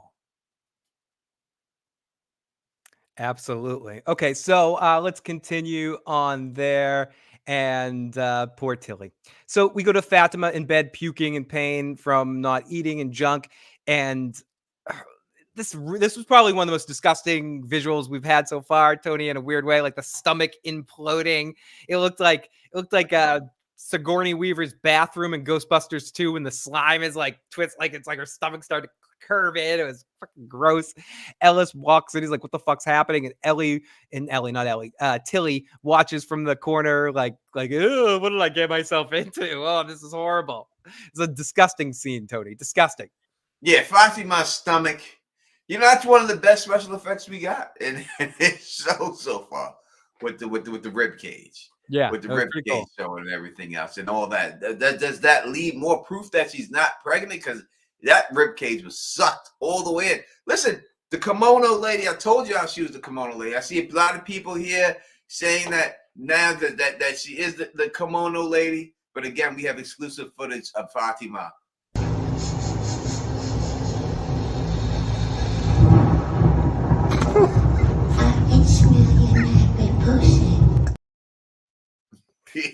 Exclusive footage of Fatima. Wow. I can't believe you found that, Tony. I can't believe you found that. Oh my goodness. We got breaking news. Holy hell. Fatima turns into. Wow. I can't believe you found that footage. Wow. I don't know if Ellis. It was hard, Phil. We had to dig it up, Phil. I saw you. You had your hand so far inside that hole. I mean, wait, pause. Okay, so you were pulling that out. Okay, so we go off to Randall and Julie driving, and it's fun. It's fun times. And I said, Tony mentioned this earlier. I said it here in the notes. It's kind of like that scene in Lost. But he sees a cicada and he can't drive. And I like how he assumes she can see them too, because they both went through the same situation. But we set up later that they're both being haunted in different ways about the situation. She sees something later on here that doesn't. But the thing I would say about the did they stop him in the specific spot so Julie could find that spot? They could have, and he killed one of them with the windshield wiper. Oh yeah, he did. Like, it showed it kill one with the windshield wiper. So obviously she can't see him. Only he could see him. But the fact that he killed him, one of them, would make you think that they have to be real in some way. Or why would he be able to kill him? Yeah, that's a good point. Or maybe they're real in some sort of mid-universe thing where he's crossing over into to see them so he can see them and really interact with them even though other people can't see it. I don't know if that makes sense, but like when he taps into it, he actually can physically interact with those things. Like again, a Freddy Krueger situation where it's specific to each individual person. Yes. Yeah. Listen, I think we're getting close, Phil, to Nightmare on Elm Street. Was that part 3? The Dream Child one, I think that's 4. I think it's 4. No, the Dreamscape is 3, right? Which one? The one where that they have the baby, or the one with the ones with the powers? The powers with the dreams. That's part 3. Yeah. Listen, we're getting close to it. Maybe there's too much talk about this is a nightmare. This is a nightmare. This is a nightmare for it not to mean nothing. Yeah. Every episode from season 1. You're hearing this is a nightmare, this is a nightmare, this is a nightmare. You know what I mean? And so it has to have something to do with some type of dream. And if he's entering a dream state where he's being attacked by these bugs, if that's what's going on, then there has to be a turning point where you can manage being in that state and start going on the offensive. Yeah. Yeah. And I think he could if he could just control it. And then the other side that I was asking you, Tony, they stop, he walks off, but they stopped the right spot for Julie to find what she finds in a second, a little bit later, but we'll get to that in a moment. But no, they walk off. I'll yada yada when we get to it. They walk off in the woods, and she finds. Is that the shrines where they were at one point in time? Where they were captured? That is the place that Boyd came out of, and with the torch. That's where they were locked up at. In that place, and she can hear something like a calling or something, and that he doesn't hear. Same thing that happened to Sarah when she went there and she heard the music box, and she was on the floor like it's right here, but she couldn't transport to that place wherever it was, whether that's a dream state or whether that's just back in the time or whatever it is. Sarah couldn't do it. But she felt it too there. And she knew, she said, no, the music box is right here. I can hear it. So she can hear it, but she couldn't access it. Right. So when do we get the part people we've seen access is really Boyd. But now what if Marielle can do it? What if Marielle, because she's been there? Or maybe or Randall. Julie can. Randall said he couldn't hear it, but he might have been lying. Like he was definitely lying. He was just trying to he's scared. He was like, let's get the fuck out of here. I don't hear shit. Fuck you. Let's get out of here, is what he said. I think it's something to that effect was what he said. So yeah. So that was based Julie and Randall, and I'll yada yada when we get to that scene in a second. Then we go to Christy and Ellis. This was one of those scenes where it's like, Ellis, like, I get it, dude, but what the fuck are you trying? Like, what are you even gonna do? You got her antipsychotic pills and you're just gonna give it to her? Like, that's not even going to help, dude. Like, what are you going to do? You didn't get her, like, clozapam or something. She's like, Ellis, I'm telling you I'm pregnant. Listen, we got to give her a lobotomy. We got to give her a lobotomy. Hey, give her the pills. Ellis is like, I got to shut this chick up. Give her some NyQuil. This not deal with her anymore. And I know you parents who out there whose kids been slip a little NyQuil. I know you did that, goddamn it, parents. And that's what he's trying to do here. He's like, I can't hear about this pregnancy shit no more. Just give her these fucking pills and call it a dude. Yeah, this dude's right. Like, Ellis is gonna try to get Fatima in a coma. Like, what's he trying to do with that shit? Seriously, like he's like antipsychotics. Again, he's not trying to get clozapam or something to just calm her down and put her out. Chrissy says he took Yeah, he took antipsychotic pills. Like he's like, oh, she's psychotic. I'm gonna get antipsychotic pills. Like, God bless his heart. Like he wants to help, but no, dude, no, sweetheart, that's the wrong play there. And, and Boyd is like, yeah. And Boyd is like not even on his side, Tony. Boyd's like, give the fucking pills back. Yeah. Give me the fucking pills. What are you doing, dude? Give me the pills. What the fuck are you doing, dummy? What are you doing, dummy? He should have just said, you big dummy. You big dummy. Give me the pills, you big dummy. He almost did a Sanford and Son thing where he called him a big dummy. He almost did it. He was just like, he almost. Do He was it. close to him that you big dummy. Give me the pills. Like, what are you doing? Of all things. Let's let us smoke crack, Ellis. How about that? Let's just give us some crack, all right? And let us smoke it. Because that's what Ellis was about to do right now. He's on that shit. Like, you pregnant, smoke this pipe, girl. Smoke this pipe. Give him the fucking bottle, man. Smoke this pipe and give him the fucking bottle. So we go outside, and like this is where we get into like I think the actor that played Ellis did this scene extremely well. And I know you're scared, Ellis, feeling helpless. What happened with everything with him, like his mother, his dad, with the worms, now his wife, his life's falling apart. He just doesn't know what to do. And Boyd comforts him, and he doesn't know what to say. Ellis is broken, dude. Like Ellis has been fucking broken by this place. Like there's nothing else to say about it. You know, like, yeah, like he's No fucked. doubt about it. Chris says, I think if it's super chat, Fatima slapped that useless glass of water out of Ellis's hand like Denzel did in American Gangster. 100%. Also, like the Hound, when the Hound was there, fuck the water, give me wine. Give me wine. I'm fighting for my life. You want to give me some fucking water? He spits out. Give me fucking wine. Fuck you think is going on here right now? You think I want that right there? I don't want that shit. I'm gonna do with some water, motherfucker. What am I doing with that? That ain't helping me right now. I don't know.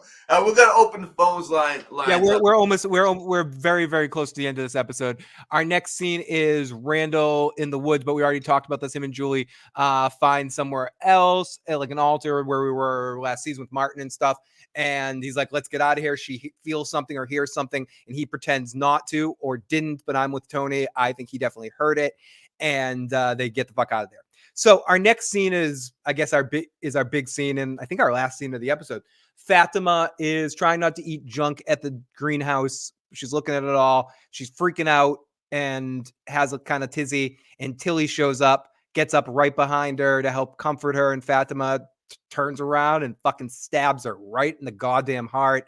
And she falls down. And Tilly sits up and says, you got to run. And Ellis comes in like, what the fuck? And that's the end of our episode. And episode cuts right there. That's not what Tilly said. Tilly sat up and said this.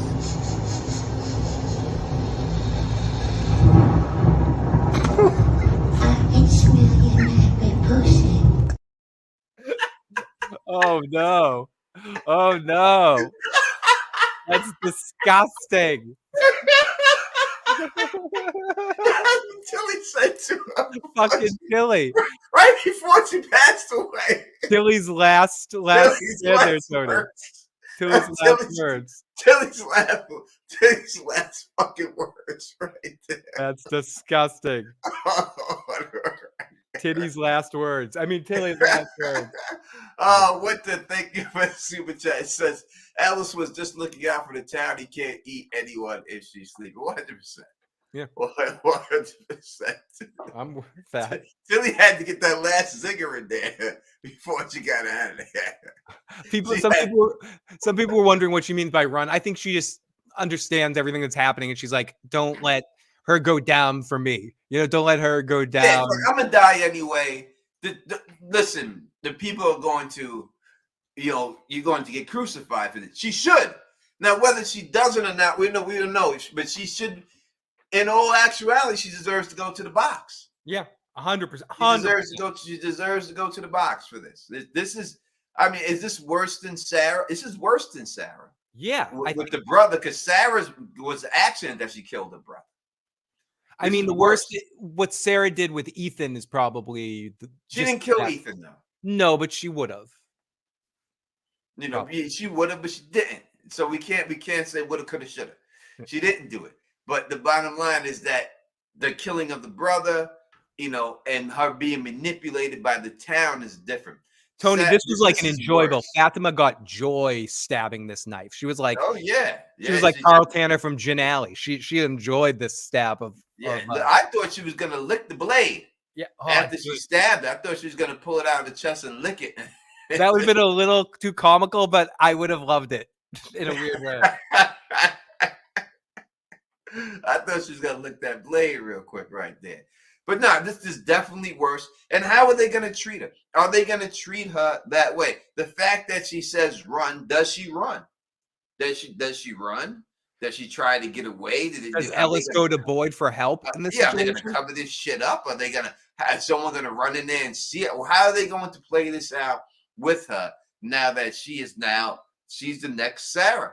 I mean, she should go in the box. That's just if there are people saying that Sarah should go in the box, she should be in the box. But are they going to actually do that and put her in the box or anything? Someone in the live chat said that it was bad. I don't think this was bad writing against stabbing someone that was nice to you. I think that's to show how far Fatima has gone. That in her immediate emotional reactions, that she would stab somebody that's been helpful. She doesn't care. That could have been Ellis or Boyd or Chrissy in that moment. She would have stabbed anybody. She does not care. Like, she's just acting on, there's like an instinctual killer instinct in her at this moment that can't be controlled, whether it's being controlled by the baby, whether it's her mind being taken by this place. No matter what, she's got the devil in her, Tony. She's got the devil in her. That Bobby Boucher's got the devil in her. Yeah, let me say something to M. Abdul. I think Ellis and how he was right. All right, you can talk about anything in this chat or on this show that has come out from the show. No leaks. If you just can't put any leaks, don't try to ruin it for me. For the people here, we want to find out on our own. No leaks, please. Just be respectful. You know what I mean? I don't want to have to screen callers. We're not going to try to screen callers. We're just trying to have respect. We're familiar, right? Let's just get through this and let's have a good time and stuff. You know, because these leaks fuck everything up. I'm not even going to put another theory video out there at all because I don't want to put one out there and then everyone says, "Oh, you just seen the leaks." So I'm not even going to do another theory video until after the season is over and everything else because of it and stuff. So speaking of which, Tony, the phone lines are open if anyone wants to call on in. And also I want to add something that I don't often say. We know the chat moves by fast and the super chats and all that stuff too. But if you guys want to text in and not call, if you're a little shy but you want to get your question in, you can also text. I might miss them, but we'll try to get to the texts as well. So you have more of a chance than sometimes when the chat zips by. So feel free to text this number, but we'd rather hear your voice. Yeah, you can text the number. You can leave a voicemail if you don't want to talk live at the number. You can do it with Burger King. We do it how you like. Do it your way. 990-8509, 781-990-8509. Let's take that. There's a super chat here. Angie saying, who wins, Sarah versus Fatima? I'm going to be like this. I think Sarah takes her. I think Sarah's much more gangster than this chick ever thought to be in. Fatima's too much. She smokes. She's a hippie. She's growing weed and shit. Sarah, children of the corn level crazy. Now, the tail of the tape has Fatima with a little bit of a reach advantage, but I think Sarah has the tenacity to get underneath that reach and destroy Fatima. We have our first call of the night. This is area code. Answer. Area code 440. You're on the air with Tony and Phil. What's your name or question? Hey, my name's Robert. I just wanted to know if Fatima is going to die. Good question. I think I don't know about you, Tony. I don't think there's many outcomes from this. I'm not sure if Fatima comes back from all of this. How about you, Tony? What do you think? Yeah, she's number one on the death list. I'm not going to take her off. I think it leans more to that she's not going to make it out of this at all. Yeah. So thank you guys. You're very welcome. Thank you for the call, man. Keep checking us out. Calling anytime. Definitely. John Henderson, thank you for the super chat. They're gonna leave Fatima in the box, and the monsters are gonna bring her home. Seeing Night Stalking Nightmare Fatima. That would be crazy. That if if she does become one of the monsters and Fatima's outside smiling and waving at them, that would be that I could dig that. How about you, Phil? Would you like to see that? That would definitely be a very interesting turn and very exciting as well. Speaking of exciting, Tony, we have a call from 864, area code 864. What's your name and what is your question? You're on with Tony and Phil. What's up, familiar? This is Nino. Hey, buddy. What's going on? It's my long-time listener, first-time caller. So I want to give y'all boys y'all props. Thanks. I love hanging out with y'all every Sunday, you know. Thank you, Phil, sir. you got a great energy. And Tony, you keep the laughs coming. So keep doing your thing. Thank you, my friend. All right. And before I get into the front thing, I got a bone to pick with Tony because he wore that black Yankees hat on the day of Game 5, and I think that's why we lost. Number one, let me be honest. I don't wear any black Yankee. I only wear the navy black Yankee hat. I don't have any other color. I would never wear a rocket. Okay. All right. It looked black on my screen. Yeah, so Tony was having some camera problems. I had the camera issues, and I said that before. But I would never listen. The Don Tony Teflon. Let me explain. I only wear the blue Yankee hat. I only wear white on white. I wear white on white Air Force One. Right, white on white Air Force One. I thought you thought it was gonna be a funeral or something. That's why I had to come get it, pick a bone. No. And I wear the new Buck Tims. That's my dress code. That's what it is. I don't switch it up for people. This is what it is. That's who I am. All right, now another thing. I don't really got any theories because every time I make a theory, it seems like they go out their way to disprove it. So I'm gonna just stick up for my for Jim. Now I'm not 100% on his side, but somebody got to come defend my guy, man. I know you're the only one. You're the one. Go ahead. I said you're the one. You're the guy that's going to defend Jim. Yes, sir. All right, so I believe both of them in the wrong. Jim and Tabitha. They both got main character syndrome. I believe Jim actually made a lot of great points this episode. They should be questioning whether the town is messing with Tabitha or if what she's seeing is actually real. Now, I'm with her 100% on getting the answers and stuff, but it seems like she's not that she's forcing it, but she really wants to be the chosen one. So I'm going to back Jim on this. And another thing, I'm a new father. My baby just turned 4 months old. Congratulations, my friend. I finally got to spend one. I let my girl go out and enjoy herself. You know, she gave me a beautiful gift, so she been holding it down. She finally got a chance to go enjoy herself for her girls and stuff. So I got a chance to spend the night with my daughter for like one whole night by myself. Aww. Hey, I'm giving Jim his props when he said he had to take care of the kids. It is not easy, man. You're like 3 men and a baby over there, but one man. You know what I mean? I gotta hold it down and take care of them babies. Hey, more power to y'all. But I just wanted to come and defend Jim real quick. And y'all guys keep doing y'all thing. I'm gonna take it off air. I appreciate. Listen, I hear what you're saying. You can't listen. It's hard work, but he can't be screaming on Tabby when he only had one time with the kids and he left at the time he bounced. You stayed home with your kid. Jim bounced, all right, and went on safari with Kenny. And also, excuse me, the caller has a 3-month-old, which is a lot more work than dealing with Ethan and Julie. You know, like all you got to do is keep Ethan out from going outside after sheep, you know, or after goats, you know, what the fuck. 100%. Area code 832. Welcome to the show, 832. What's going on? Hi, this is Sharon. Welcome. Is this Phil? Yes, it's Phil and Tony. Hi, Phil and Tony. What up? Great show. I just want to vent. Do it. The show is yours. Take over. Vent away.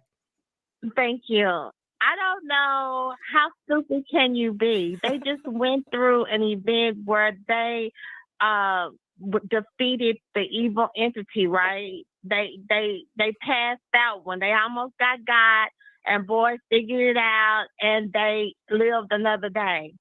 So they already know that anytime somebody that's not a person especially comes and say, I'm going to free you, I'm going to save you, I'm going to set you free, you got to be suspect of it. I don't understand why they just take what these things say at face value. I just don't understand it. And then they do these horrible things.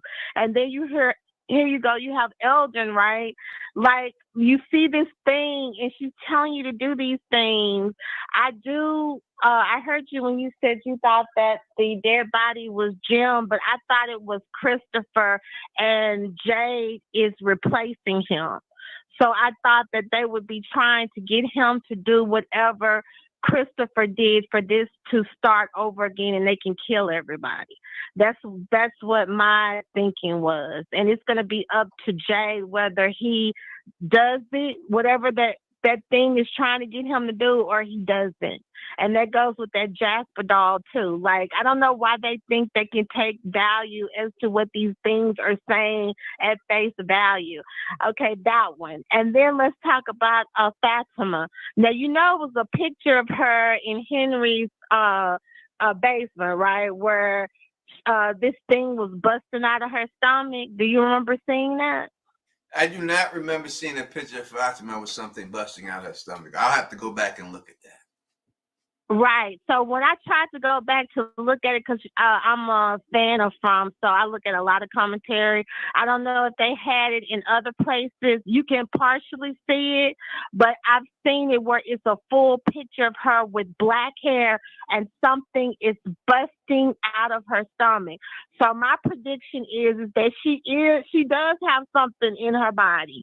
And I think that because they've alluded to what is it? I forgot his name. Her husband, boy, son. Anyway, he always said he was scared, right? That she was gonna have a baby with fangs and this and that. Because I always feel that the evil entity is always trying to find a way that he can physically manifest himself in the real world, quote unquote. So I think that she will have something bust out of her, and it possibly could be a baby, and she can also turn. So I don't know how it's going to come out, but it is a picture of her with something busting out of her stomach, and she's trying to hold it. It's horrible. Whatever's going to happen to this girl is horrible. And then I just feel like they just crazy. I just don't understand why as soon as they see these things, they don't tell important people. I just don't get it. And you're right about oh my God, her name escapes me. But anyway, the main character who just had the recurring dream. I don't understand how she doesn't understand Tabitha. that with that town you can be manipulated. So you have to be cautious of what you're doing. But anyway, I feel you on the cautious, but I don't know that she's like. So you're saying that you think that the children are manipulating Tabitha? Because that's all she's seeing right now. Well, no, what I'm saying is that they've already, I guess that to me, they don't understand that this is a cycle. And I think Jade is figuring it out, that this is a cycle of this thing starting over. So they get, like you said, they get other people to replace people. They brought Tabitha in, right? Because Abby was supposed to do it, right? She was having dreams too, and then she went crazy, and she was killing everybody. It's the same thing that they always try to end up doing, is killing everybody. It's the same premise. So either the evil entity is going to try to win by killing everybody, right, and it's resetting and taking 3 prisoners, because those people are marked. It's not gone away. If the evil entity wins, they're going to be in the dungeon. Okay? So I just don't understand. I just feel like there's some naiveness, and it just that doesn't make any sense to take these things just as face value. It just doesn't, to me. All right. I feel you. I don't think you can either. I think Elgin could be getting duped. He could be getting duped. No, he is. Look at that thing. You know he's getting duped. Well, everybody before, he could be getting bamboozled, hoodwinked, led astray, ran amok. It could be going down for him. But everybody earlier was, look at the way she's putting her hands on his face like she wants to help him. I remember those comments that people were making. Now all of a sudden people flipping the switch all of a sudden. I don't know. But I remember that. Nah, you got a whole dead body with somebody covering up. Like, all I know is that how can you just go along with all of this? I just don't understand it personally. So it's just, to me, I just think it's horrible what's happening to these people. Fatima was lovely, and I think she gonna die, and I hate it, and I think they're gonna try to get Boyd to kill this girl again because they trying to destroy him. They want him to go crazy. So, I don't think he can take it no more. I don't think he could kill somebody else that he loves. I really don't. So we just have to see how it ends, but it ain't gonna end well. It's not. I feel you on this. All right, everybody in the chat, I want you to rate this call. 10 being bomb, 1 being just shitty. How did you rate this call right here? Is it 10? Thank you for the call, my friend. Please call in again. All right. Thank you. Bye-bye. Bye. And someone's been trying to call in. Sorry. Bomb chat, not one if it was a terrible call. Put it up in the chat. Let her know how you feel about that call. You're watching the Don Tony Teflon Feel the Issues Guy Escaping From podcast. #1 show for the fans, by the fans, all right here and everything else. I agree with a lot of things that she's saying. People are getting bamboozled here. Here we go. Area code. And sorry, someone was trying to call and I had to end your calls because it was during the call, but definitely call back after this call. Area code 401. Welcome to the show. What's your name and what's your question or comment? Hey, Phil. Hey, Tony. It's Julie B. Oh, hey, Julie. What's going on? What's going on, Julie B? How much? I just wanted to say, Tony, I watched your reincarnation themed video about Tabitha last week. I thought it was so smart. I really thought, it makes total sense that the numbers are probably translated into music notes. And I loved your idea that Tabitha might pick up the violin from Jade or Victor, whoever has it right now, and magically know how to play it because she was Miranda in a past life. I thought that was such a cool idea, really smart. And I included it in my video on reincarnation, and I credited you because I thought it was spot on. I hope it comes true. Thank you. I hope it comes true for both of us. Yeah, I really think that this is all pointing, there are a lot of clues now pointing to reincarnation. And, Tabitha, what really sealed it for me was that dream that she had. That was it. I was already suspecting it, but I saw that dream and I was like, okay, that was probably one of her past lives or a vision of her as a little girl or something like that in a past version of Fromville. And not only that, but Jade, I think you've said the same thing too. I think Jade, every single person in those visions was a past version of him, one of his past lives. The Puritan guy, they're all from different eras. There's the Puritan guy, the Civil War guy, the guy under the boulder looks like maybe early 20th century, although it's hard to tell.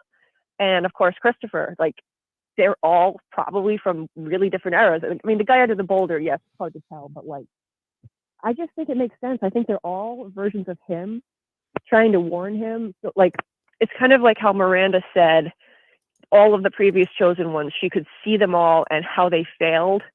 I think the use of acid helped her see it more clearly. But Jade, he's struggling more. He's not having clear visions. It's confusing as hell and it's scaring him. But I think it's trying to send him a message. Yeah, Jay came in on ecstasy. It was definitely ecstasy he was on. And you may say, Tony Teflon, how do you know? I never taken ecstasy, in all honesty. But the way he was saying that everybody was beautiful and it was Molly. He was on Molly or ecstasy or something. Yeah, that's what that X do to you. I heard about it.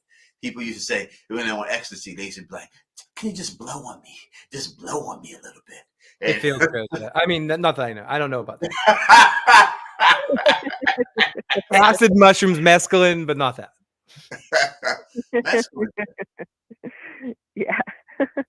So yeah, the drug that Jade did, I think it probably helped kind of, open his third eye in a sense, and enabled him to see some of these visions, but not as well as what Miranda saw. It's not like acid was like a whole other level. She saw everything. Yeah. She said like, all the chosen ones and how they failed. Like she knew exactly what to do. She was sure of what she needed to do to get them home, but something must have gotten in the way, and she failed. And with Jade, I just think whatever drug he took, it wasn't strong enough to kind of induce the visions he needs to have that insight. So like, he has to try to decipher this, what the symbol means, the numbers. I think the key is going to be working with Tabitha. The two of them, like those two, I think are essential. I agree. I think Jade and Tabitha, we've been shipping Jade and Tabitha to get together and leave Jim for Jade. We've been shipping that here, and I'm still on that ship. I think that's what it should be when it's all said and done. But I think that them two working together. I would really like them to bring in Sarah too. I think you got to bring in all these people. Bring in Sarah, bring in Jade, bring in Tabitha, and y'all just sit and talk and see what comes of it.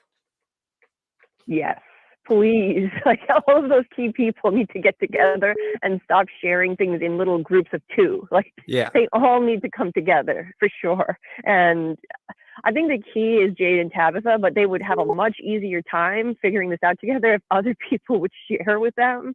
100%.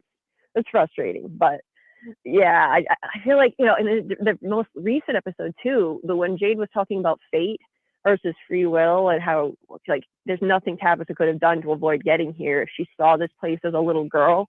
It just makes so much sense. If she's reincarnated, like something is like drawing her in, like her soul in a different body over and over again until she can figure out what she needs to do to make it stop with Jade. That's what I think.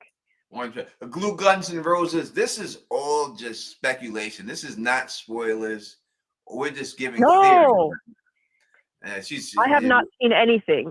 No, we're just giving theories here. We don't know nothing about that stuff. Yes, this is a safe space. Yes. You don't have to worry about that here. We good here. So this is all just giving. We're just giving our theories of what we think is going to happen again, and that's it. 100%. And it's such a shame that people are leaking stuff and putting out spoilers, because now, like, I've already been accused of it. Like, oh, I'm giving spoilers. I haven't seen a thing.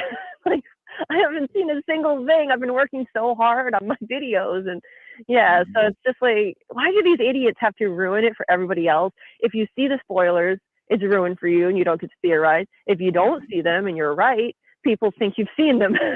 That's right. And it hurts my money. It hurts my bottom line, right? So that's why it doesn't work for me, because it hurts I can't make videos no more on theories for the rest of the season, because people will think that I've seen something if I get something right. So I can't even do that anymore. So it hurts and if anybody is in the chat doing something like that and y'all have a wrench, ban them. Don't just time out them. Ban them. Get them out. All right? Yeah. Y'all have the wrench for a reason. Don't be afraid to use it. All right? And I got to start modding more people up. I'll mod more people up. We're not playing that game here. It's not going down. Oh my God. Like, same on my channel. There is this guy, and I thought he was joking last week. So the only thing I've seen that turned out to be a spoiler was some guy in my chat said that Tilly's going to kill Fatima, or Fatima's going to kill Tilly, rather. I was like, I thought he was joking, because I didn't think that would happen. I thought he was kidding. And so he was like literally just a troll showing up to drop a spoiler. So I banned that guy as soon as I found out it was true. I thought he was kidding. Like, what the hell? So yeah, like, I promise you, I have seen nothing in the chat. If you're worried about that, I'm just in a bubble making my videos. I don't go on social media. I stay off Reddit, and I recommend people do the same if you don't want to get spoiled. It's everywhere. Yeah, I don't mess with that. I don't go on there at all. Not at all. I just can't do it. It's just not the way it's going down. Yeah, I don't want to see spoilers. I've been really fortunate that I haven't seen any yet, except for that one that I thought was a joke. But like, other than that, yeah, I've been lucky. I'm gonna try to keep my head down and avoid it for the next 3 weeks. Sucks, but yeah. Anyway, awesome. Yeah, your video was awesome on reincarnation. I 100% agree with you. And I think it's probably more people than that too. Maybe it's more than just the two of them, you know? We'll see. We'll see. Time will tell on it and everything else. Time will tell. And I appreciate you liking the theory and everything else. We'll see. Hopefully, right. Last time we had something like that, we got it right. So hopefully this is like the ambulance. Hopefully this time we can get it right again. Yeah, I hope so. But yeah. Thank you for taking my call. Always great to talk to you guys. Thank you, Julie, as always. Thank you. We appreciate you, man. Now we're gonna take this call because this person's been calling for a while. I'm so sorry I skipped your call so many, but you kept calling when we had other people on. But area code 301, welcome to the show. Sorry for all the hesitation. Welcome. What's your name and what's your question or comment? Oh, they hung up. They've been calling that. They've been calling over and over again. This is what they do. They finally got in and they hung up. So let's go. John Henderson, thank you for super chat. The skeleton clothes match Elgin's. No, the skeleton clothes match Jade's clothes. It's Jade's clothes. It's not Elgin's clothes. It's Jade's. You can look. It's a blue and white striped shirt. Same one that he wore when he put his hands together. I put it in my videos all the time. And you go watch any theory video. I put that in there right in the beginning when Jay goes, "You people are not trying to find the end, how to get out of here." He's wearing that same exact shirt. That's the shirt that he has on there and everything. The kimono monster looked at Elgin like, "Yeah, I lied. You about to be trapped in here." I don't see the sense of trapping Elgin. It has to be Elgin in the picture with the lady. It was Fatima that was in the picture. Yeah. So in the end, it has to do with that. Tony, we do have another caller on area code 301. Welcome to the show, 301. Hold down. Yeah, hold down, Phil. What's up? What's up, Phil? How's it going, my friend? Pretty good. You know me, it's Jay. Oh, hey, Jay. What's up, dude? Not much. Hey, I wanted to thank Tony because if he did anything that jinxed the Yankees, I'm happy. Not because I'm Dodgers or against the Yankees. I'm just against baseball as a sport in general. So anything that stops the sport from being played, like the World Series ending, makes me happy. So I'm happy if he did anything that jinxed him, so that like we didn't have to have more baseball games. Because I hate baseball as a sport in general. Fair enough. I wanted to know, does it help your bottom line to give your membership yourself, like because you gifted 5 people membership to your thing, and I was like, does that help Phil if he is the one that actually is the one who's gifting the membership? Good question, Jay. And I'm going to let you go right now just because we have a lot of callers, but your phone sounds awesome. I don't know if you're calling from like a real phone because you sound super like clear. This is the clearest I've ever heard you, buddy. I didn't even recognize your voice at first. I'm like, oh my God, I can't even recognize it. But thank you so much for calling. It's an actual landline phone. Oh, dude, you sound so clear. Like you forget how good landlines sound when you hear cell phones for fucking ever, but you sound awesome, man. So I'll talk to you soon. But yes, it does help because it just gets more people involved and adds more people to the mix and gets YouTube to pay that membership fee for that particular month. So yes, it does help technically if you care about that. The bottom line when we gift memberships, it gets more people involved and it also gets Google, YouTube to give us that payment for the month. So it works. But yeah, landline sounded great. Let's get to our text messages, Tony, because we do have a couple of text messages. This is from, do you think the kimono creature is related to the Anakui kids? Because Elgin might be a chosen one too, Tony. He also had dreams of Fromville before he got there. A lot of people say this, Tony. He had dreams of Fromville before he got there, but you've mentioned several times. It's actually, and this is from Forever Autumn. Thank you, Forever Autumn. He actually started to have the dreams when he already got there, right? They had already sort of crossed. He had the dreams on the bus when he got there. We're talking about dreams that she had those dreams when she was a child. Abby had the dreams when she was a child, and then we have the Tabitha and Abby, Tabitha, and Miranda had them when she went on acid. So they were clearly out of there.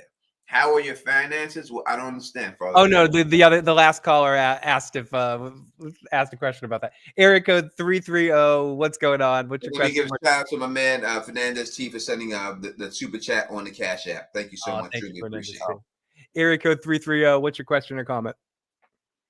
Hey, what's going on, guys? It's Gold Soul. Oh, hey, buddy. I heard you guys talking a little bit earlier about how that might be Jade down in the basement, and then that you guys thought maybe possibly Fatima and Ellis might have to go down to the basement since they're leaving Colony House.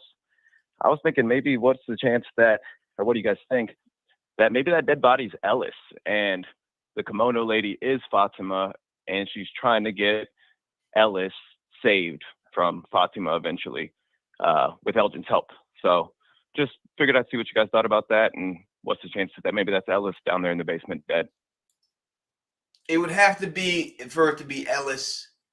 So we're talking about some like futuristic. That's Ellis in the past, and now this is Ellis in the future. The shape, he would have to rock Jade's shirt. Now we know that people do rock their clothing from here and there, from the Colony House and stuff. They do that. Jade's not in the Colony House. I don't know if I just don't see it being Ellis. Just from that shirt, they made that shirt distinctive there for a reason. So I would have to say that wouldn't be the case. It would have to be, to me, it would have to be Jay. Yeah, that does make sense. I just trying to figure out exactly like what the kimono lady's trying to save, and if it is Fatima, I figured Ellis is like makes the most sense. I mean, is she trying to? First, we have to ask a question. So let me ask you: do you think that she's up to good or evil? I don't know. I feel like probably good. Actually, I don't know. When I think about the drowning scene, though, that's kind of what throws me off. Yeah. So I'm not positive, honestly. All right, that's what it comes down to. If she's trying to do good, we're looking at this room. It's a hidden room, right? So therefore, they don't want no one to know what's going on. I've never seen hidden rooms that is good, and obviously, people have in their house or the bat cave or something like that's different. But in this thing, when you have this hidden room in this root cellar, it seemed like that was like some type of holding someone there against their will type place. Yeah, creepy shit usually happens in rooms like that. When I first saw that scene of Elgin going in, I thought he was going to get locked in there. So I know what you mean. Yeah, there's some bad vibes, bad mojo with that room. All right. Well, I appreciate you guys taking my call. Keep doing your thing. Always a pleasure to hear you guys. We appreciate you as well. Great call, my friend. Alexa says, thank you for the super chat. Says, my theory is Tilly was waiting her turn to have sex with Ellis at the Colony House parties. So Fatima decided to take Tilly out. Tilly could have the WAP.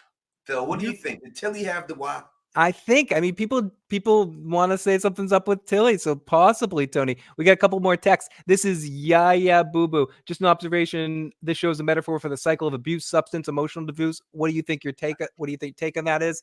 I think the people here are definitely in for some punishment. 812 says, hey, y'all. Do you think Fatima meant to kill Tilly? It made no sense to me. I think she was just acting on, and this is from Megan. I think she was just acting on immediate instinct. And sorry, caller, call right back. I hit the skip button by accident. Tilly would have the OWAP, the old WAP. Yeah. Wait, Tilly, how many kids did Tilly say she had? Like 8, right? 20. Yeah, no, it's 8. She had a lot. That's the magic happening. Do you think Fatima meant to kill Tilly, Tony? I would say. Was she worried about Tilly taking Ellis? Was she worried about that WAP taking Ellis? Yeah, I think that it didn't seem like she wanted to kill her. It seemed like she just got upset for whatever reason and stabbed her up. It don't seem like she had like a look in her eye before she did it, and then Yeah. It just seemed like, get away from me, old bitch, and stabbed her. It was an instinctive sort of reaction, like, throwing your fists up in reaction, like after you get fouled in basketball or something like that. Like she just stabbed her. Oh, I know what it means, KP.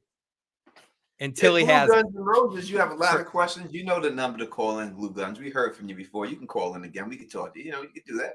We're here for you. We're here for anyone who wants to call in the number. We are here to talk to you. We'll be here for another half an hour. We're going to be here for another half an hour going through the theories and everything else and all that good stuff. So, yeah, definitely call in if you want to hear from it. We want to hear from you 100%. We definitely want to hear from you without a doubt. So definitely give a call. Tony, here we go. We got another call. This is area code 806. 806, welcome to the show. Hi, how are you guys doing tonight? Doing great. How about yourself? Doing great. I was just working out a theory. Right? I've been watching this show from I got put onto the show from the Joe Budden podcast because when they talked about it, and then that's when I got into it. So I've been kind of like binge watching it, and I'm caught up all the way. But my thing was like, just have a working theory. My theory is that how do we not know that this like realm, like Frumville, isn't like a purgatory type deal? Where because when what's her name? Who's the wife? When she came back to life, she kept like there was missing reports on all these people, and then when she went up to the priest, I thought she was gonna ask about the priest from the first season that passed away, but it just gives me more like a purgatory vibe because these people can't seem to get out of this like punishment zone, but yet there's some people that live, and I don't know. It was just a theory I was thinking about. I don't know what y'all think about that. All right, so it's not a purgatory. What do you think? Purgatory? Yeah, it's not a purgatory. They're not dead. They disbarred that. They just took that out, dismantled that in season 1 when Tabitha wrote it on the wall. She said, "Did we survive the crash?" Like Jim said, put all the questions that we have to answer here. That's what she wrote on the wall. She went to Father Kotri and she talked to Father Kotri about it, and he told her that no, and that she not only know that he had time to work on his answer because he's heard that question before. So no, it has nothing to do with purgatory or anything like that. My bad. It's just the way the actions played out. That was my bad. But yeah, that was the only question I had. Sorry, I've been binge watching it for the past. No, you're good, dude. Yeah, we're here to clarify stuff. You know, we want to hear from everybody. Okay. Well, you guys have a great rest of the night. You too, my friend. Take care. Joe Budden's over there, you know, talking ish. He don't know the theory. Tell Joe Buttons come over here. If Joe Buttons want to learn something about the show and all that. But I understand why people think that, especially this man. He said he was binging and everything else, but they shot that down. And a lot of people thought it. It's not like he just thought it, but they shot that down in episode 1 and everything else. So, but a lot of people thought that. I remember when season 1 came out, a lot of people were saying similar to like the escape room situation that they sort of shut down early on as well in different ways. Like it's not some sort of escape room or anything like that. Yeah, who's Joe Budden? Joe Budden's a former rapper. He had a hit song, "Pump It Up." I don't know if he had any hits after that. He was good for what he did and everything else. He started the podcast, became very successful on his podcast, and he's still doing his podcast. But he doesn't really cover shows. I know he did cover Game of Thrones because he was asking for someone that he needed an expert of Game of Thrones to come on his podcast. I remember Gray Area was trying to get on there and stuff and everything else. So yeah, Joe, if you need expert and from, check out the Don and Phil, Joe Budden. We got you, bro. We got you. We'll come over there and we'll take anytime. You know, we got you. We got you. That's what it is. And all that good stuff and everything else. Yes, but I understand why people thought that and stuff. So, but the kimono lady, I gotta look at it like I look at it. What do we know about it? We know that she tried to drown Elgin. And then people said that she was trying to save Elgin from the music box. That's why she did it. We know that she's dripping wet every time we see her. Hey now. Sorry. Hey, every time we see her, we know she's dripping wet. I'm dripping wet every time I see her. No, I'm sorry. I'm sorry. Sorry, everybody. You know, we know that. I mean, these all things gotta mean something, right? She's wearing a kimono. She's wet as hell. Like she left the Don's bedroom, right? Like she was in the bedroom with the Don, you know, and she left. She wet. She's soaked. Now you're just trying to make me laugh. She's super soaker. She's super soaked. What's the water have to do with anything, right? Is it gonna be the Brundles? Is it going to be something with the Brundles when it's all said and done? Is it going to be the new lake that they found? I mean, why they keep showing this chick wet like that? There's, you know, they didn't have to do that, but they specifically, when she put her hands to Elgin's face, there was dripping water at the motherfucker. Is that foreshadowing for flood situation eventually, as we've seen, as you pointed out, season 1 with some of the pictures? And I was watching something. I don't mean to do this because I was watching something else. I'm not going to say what I was watching. And someone was like, oh my God, I have the craziest theory about From. And it's that there's going to be a flood someday. Oh, really? Yeah, I don't think anyone's talked about this. This is how they were saying. I don't think anyone's talked about this, but I think there's going to be a flood. So, yeah. Tony, I heard a rumor that there might be a flood. Oh, my God. Jesus. I think he's on. I think that he broke something. That person. Yeah, he broke some news that no one knew about or even thought about. I know. I don't know where he came up with it, but he like brought it out of nowhere. He's like, this information just came to me. There was no facts. There was just like that happens sometimes. Yeah, it was like they're playing the video game Wind Waker, and they're like, I thought of a flood. And a flood would happen. Hey, I'm watching From it. I just thought of a flood. So, Tony, I've seen a couple people in the live chat say this, and it's been a whole show, and we haven't mentioned the A word. A couple people saying, Tony, everything that's happened in the show, everything that's led up to this point, here we are, 3 more episodes in season 3. Are you any less on the alien train? No. I'm telling you, in the end, this is what it's going to be. I'm standing on this hill. I do believe that's what it's going to be when it's all said and done.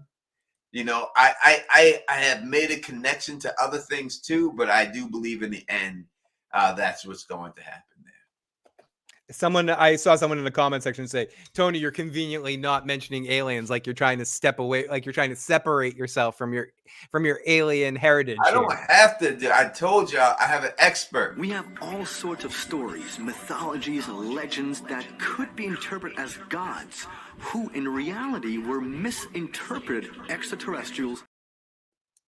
And that's what we can be dealing with. People that think that they're gods or some type of what it is. Proof. That's right. I don't have to say it. I have experts that say this stuff. And they're saying that. And I'm just going on with that and everything else. Proof. That's proof. I'm telling you, I am not worried about it. And thank you for your hand. Glue guns and roses, truly appreciate it. But I'm trying to tell you, when it hits, I will be here. And when I'm here, and I promise you, I will say. I fucking told you. It's gonna happen. Aliens. I promise you that's what's going to happen. Sorry, that's my alien sound. Tony, we got another call from area code 602. Area code 602, welcome to the show. You're on with Tony and Phil. What's your name and your question or comment? Hello, you guys. This is Elisa Cassis Novus. I want that game show theme play for me. No? Okay, let me get you going. Give me a second here. Which one? Which one? This one? You don't want this one though. No, not that one. The other one. Right? Oh yeah, no, not that one. No. Like a Price is Right type. There you go. There we go. We have our new caller. Area code 602. Okay, you're on. Okay. So I had put in the chat, but I'm not sure if you saw that. Like about I just got a vibe about like the show is relating to like giving me the vibes of that movie Event Horizon with I think Lawrence Fishburne was in it. Yes. Kind of like it's kind of giving me that vibe like with the entity and I guess like they were in some kind of or they were getting connected to like this third dimension of hell or something. It just kind of reminds me of that. I mean, we could twist it and put like alien, like you just showed that clip was real, like significant to your theory. I was just wondering what you think. I mean, I don't know if it's the third dimension of hell or something like that. I don't know. I lean towards, fourth dimensional beings. that are able to affect the third dimension and do certain things that look magical, but are really just because they're in the fourth dimension, they're able to do these things. That's what I more lean towards. Again, the show is billed as a science fiction horror, right? That's what it's billed as. So we have to take that into account, people. And I think people, and we could see some type of, someone said quantum jumping, like quantum leaping. Leap? Ooh. We could see some quantum leaping. Oh shit. boy. Oh boy. That would be great. Sorry. Oh boy. Oh boy. That's all we can say to that, Tony. Oh boy. Yeah, no, that's all I want to say because it just kind of gave me that vibe. It just kind of, I was like, gosh, that's an old sci-fi movie, and yeah, it just kind of clicked with me because it was like they were all like each of them were getting possessed at some point, and then they were doing things like kind of like Sarah and Elgin are, like they're on this journey with the entities, and I think there's different kinds of entities there that's like playing in Fromville. Like I don't know, I feel like it's not just one because they're just doing different things and like just to scare them or kill them off or something. I don't know. Anyway, but that's all. Good call. Very good call. All right, I appreciate you both. Thank you. Thank you. All right. So you could say if we call it sci-fi movie, then we could be sci.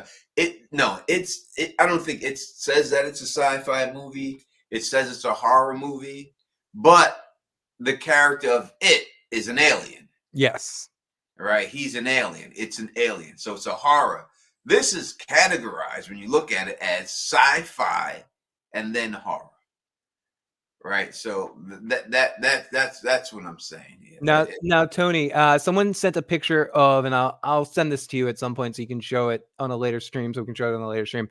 But someone said showed a picture of the talisman with this other symbol next to it. There are 8 symbols around the outer ring. They look like the 7 kids. The boy in white should be the 8th kid. He is dressed in white, clean and dry, like the other 2 creepy kids. Oh, it's like the kids in the circle and stuff. The sun moon. So do you think the symbol, basically a general question, and definitely we'll try to get to this a little bit more detailed later, 315, but do you think the symbol on the talisman itself has any significance, or is it like a Westworld thing, like the maze, where it's just going to be something in the background and doesn't really have significance to it? Do you think the symbol?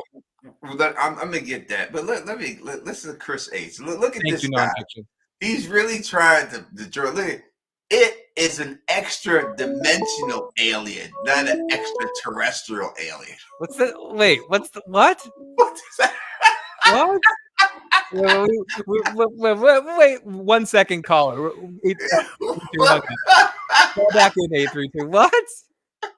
He's an extra dimensional alien, not an extraterrestrial. I love you, Chris, but I'm not sure the words I just read. Yeah.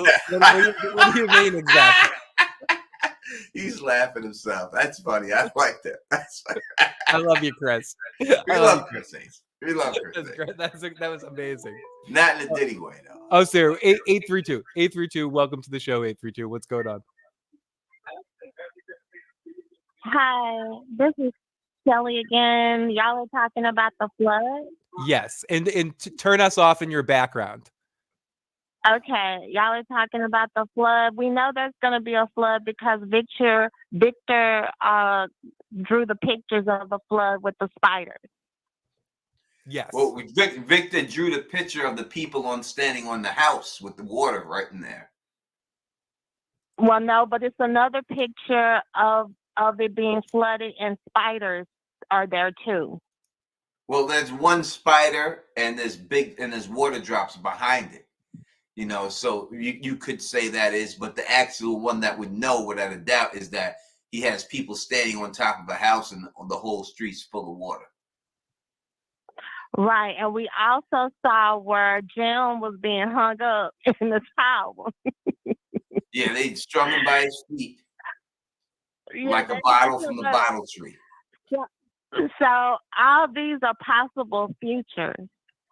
And the end result, like I said, is for the entity to win and kill everybody in the process unless they stop him or they win the game. So, like I said, they're introducing, we know the spider is there because Boyd ran into the spider, right? I'm saying she, because it represented itself as Abby, right? And the little spiders came and something drugged the tent that they were in. So there are just other entities out there. But you know what, Tony? You never talk about that lady. You pointed it out. Nobody pointed it out but you, and that's why I kept watching you. On season 2, episode 9, when Donna got strung up by the tree, and then Boyd came, and they were all in that RV, and Donna looked out and saw that lady with the red hood. Yep. Yep. So it's all kind of stuff out there, and we just haven't been introduced to it yet. So I think now they finna come up with this spider and this flood. And that's why the woman who we think is Fatima, who's dead, we don't know who she is. Really. Yeah, they definitely had that. They definitely, that lady was definitely there. I have not talked about that lady for a reason. I am going to bring her back up. I just need to have some more proof before I say what I have to say about that lady. Because we didn't know if she was Eloise, because we don't even know because her body was never found. So it's possible that she's alive somewhere, and it could be just like Victor lost his memory for whatever reason. She could have lost her memory too, or whatever is going on. And then Donna hiding stuff too. Like she hiding stuff because she saw her, recognized her, and kept talking. So it's just a lot of stuff that has. Now maybe by the end of this season we'll know better. But yeah, it's gonna be a flood this season, I believe, because that lady been dripping and she looked dried up. So we'll just see what happens. You know what you're saying there. You know what you just said. Right. That lady's been dripping. She's been dripping. Thank you, caller. Love you. Great call. Oh my God, I love that caller. She's awesome. Definitely dripping.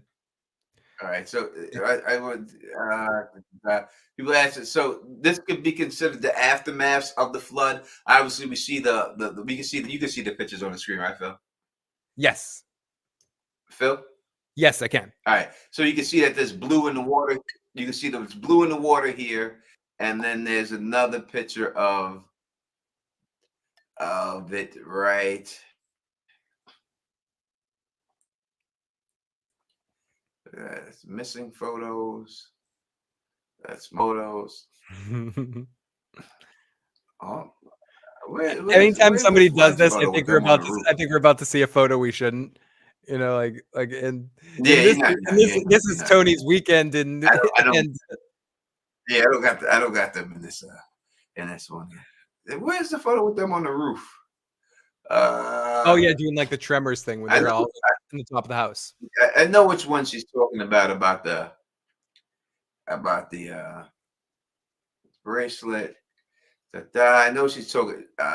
This is the one she's talking about, the flood with the spider. Yeah, and they're in the flood. But right here on top, if you look right up here, you can see there's the guy on the roof, and then there's the flood picture right there, and all that. So, yeah, the flood's happening. I don't think the flood will happen this season because it's just too much of a. That would be way too much to do in one season. The snow and then the flood. It's going to be expensive to do the flood. You know, that would have to just be a season away real quick. But Bill, hold it, dude. Okay, so we get the flow. Let's get in the live chat for a little bit. Yeah, same. I thought, it'd be funny if Tony, it's like a picture of Tony and figuring out the convention in Nashville. Ryan says maybe the flood will be a result of the ice and the snow melting. Maybe, but they haven't built up the snow enough to get it that crazy. Like in this episode, it was raining and it seemed like all the snow was generally melted. I'm not sure that there is a flood, says Chris. That might just be how Victor drew the dead people in the road. That is very fair. Jay left a text message. What did Jay have to say? An extra dimensional aliens are aliens that come out of different dimensions rather than outer space. Excuse me. That is true, but they're both still technically different kinds of aliens. Yes, their specific origin is different, but if they're not of this world and they come from somewhere else, whether it be a dimensional alien or a other galaxy or planet alien, either way, they're are an alien. That's So right. I accept that maybe, yes, we can put different specifications in what kind of aliens they are, if they're interdimensional aliens or extraterrestrial aliens or just aliens from, hanging out on the moon or something, a dark side of the moon, whatever, lunar aliens, whatever. But either way, if they're not native yes, if they were not born on the planet Earth, you're not native, you're an alien, right? That elite. If you go through, obviously, you have an election. Hope everyone goes out there and votes. I don't care who you vote for, but we talk about illegal aliens. Why? Because they're not native from that country, right? Alien means you're not native from it. And I'm telling you, I've shown you all this before. I was the only one who showed it to you, and I've seen a lot of people after say this and things. But so you seen it? No one did. It was only me. But I will say it again. The proof is here. You can clearly see that this was the casting photo of the show that they pulled down. And you can clearly see that Scott McCord is named Victor, and Vox Smith, who plays the boy in white, is also named Victor. That's not coincidinky. Quinky Dinky. Tony, are you ready? Are you ready? KP says he's calling in. KP, are you ready for a KP call? I'm ready for a KP. Oh, we got another caller before KP. This is area code 347. Area code 347. You're on with. Oh wait, I met 347 hung up. But instead of 347, to pleasure your ears and your eyes, or not your eyes because we can't see the call, but maybe if you have synesthesia, we have the voice of 916. Welcome, voice of 916. Well, thank you, Phil. Hello, Fromley. Hello. Hello, Tony. Hello, how are you? I'm good. I just wanted to pick up on your thoughts on the fourth dimension alien aspect. Yep. Of your theory. Now, I'm with you in terms of that this is a scientific-based situation. Mm-hmm. I'm not quite sure on the alien thing, but my question is, how do we know, since we're going to get all esoteric here, how do we know that Fromville, or even for a fact that Earth does not have fourth dimensional beings on it? How do we know we don't share in our environment all these dimensional beings? We can only comprehend two-dimensional, three-dimensional. Yes. What do you think about that? I did say they wouldn't necessarily be from outer space. They could possibly be indigenous to the planet. Yes, I did say that. It's possible that Jade's technology, his quantum computing algorithm, leads people to the future to develop technology that allows them to create wormholes and go into the fourth dimension. And that it's quite possible that it's human beings in the fourth dimension living there that are affecting these human beings. Okay. Well, to say it in a different way, or a way that I understand it, is that perhaps Jade did invent something that can open up our ability to see all dimensions, and that's what Fromville is. Their ability to see everything that normally would not be able to be seen. Yeah, by the fact that whatever he created opened up that third eye, like, Julie's t-shirt at the very first episode with the third eye on it. Yeah, the illusion t-shirt. Yeah, I'm thinking something like that, but I'm trying to get there to your alien theory. I really am. I really, really, really am. Listen, I'm gonna But get you there. I'm gonna get you there. but I, but I'm definitely thinking that it's science, not supernatural, not any of these other aspects that have been introduced in other theories. So hats off, Mr. T. Well, thank you so much. You're always on point. That's why we always watch you. Cause I try to be on point. I try to just put it out there, what's going to be. And if I'm wrong, I'm wrong. But I'm just putting it. I'm just going by what they're showing me and why they're showing me these things. And I've put in there and everything else. But I do have something. Wait. I have something else. So you're going to see a theory coming. Not soon, but you'll see a theory. I've been working on something. Okay, I look forward to that. I really do. Well, I'm not going to hold up the line. I know that we're on a time limit tonight. I just wanted to quickly call in and share my thoughts. And as always, Phil, Tony, peace and stay sexy. Man, you too. And we miss KP's. Oh, here's KP. You can't miss KP's call. We can't miss KP's song. KP, sorry we missed you for a second. And Tony, someone asked a question about Tony and I. We'll answer that in a second. Yeah, we'll give KP one second. So what I'm saying is that hold KP for a second. This what I'm showing right here is what I believe that we are dealing with the talismans. When you look at the creatures and everything else here with the talismans, you can see all these symbols are there. The leader symbol is for Boyd, the spirit, and revealed, and all that. That is why I'm showing that right there. And yes, what else was I showing? There was something else. When you look here, in fact, I don't know if I could shift this like I'm supposed to be able to. If you look here, people say there's no proof of aliens that ever been shown in the show. If you move this screen all the way over, as I have here, to here, and you can see right here, this world right here, it says aliens. Now that is not shown in the show. That is far away. What you see in the show, when you put it back, when you pull it back, it's a scene like this. But they hit it all the way in the side, right there.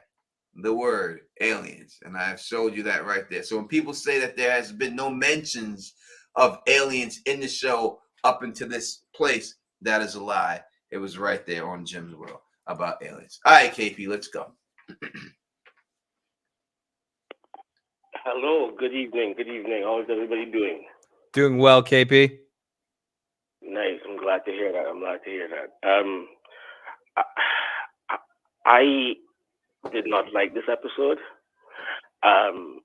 This episode it gave me the same feelings I started to get in like season 3 or 4 of Lost, where the writers got lost. And all right, one second, KP, before you go on. Let me just say this. One episode, I mean, you've been feeling every episode up until now. And then one episode really makes you feel that way for a whole season. Is that fair? I'll be honest. It's not one episode. It's not. This is just the straw that broke the camel's back. No, I'm not. I'm going to keep watching this show, and more than likely, hopefully, they do something at the end of this season to like put me back in to make me start caring again. But like, there's been little drips and drabs of things that have been happening that has slowly gotten me to a place of like total indifference. So like things like creating this narrative of with the monsters in that can't come into the houses at the little place where they get the vegetables now.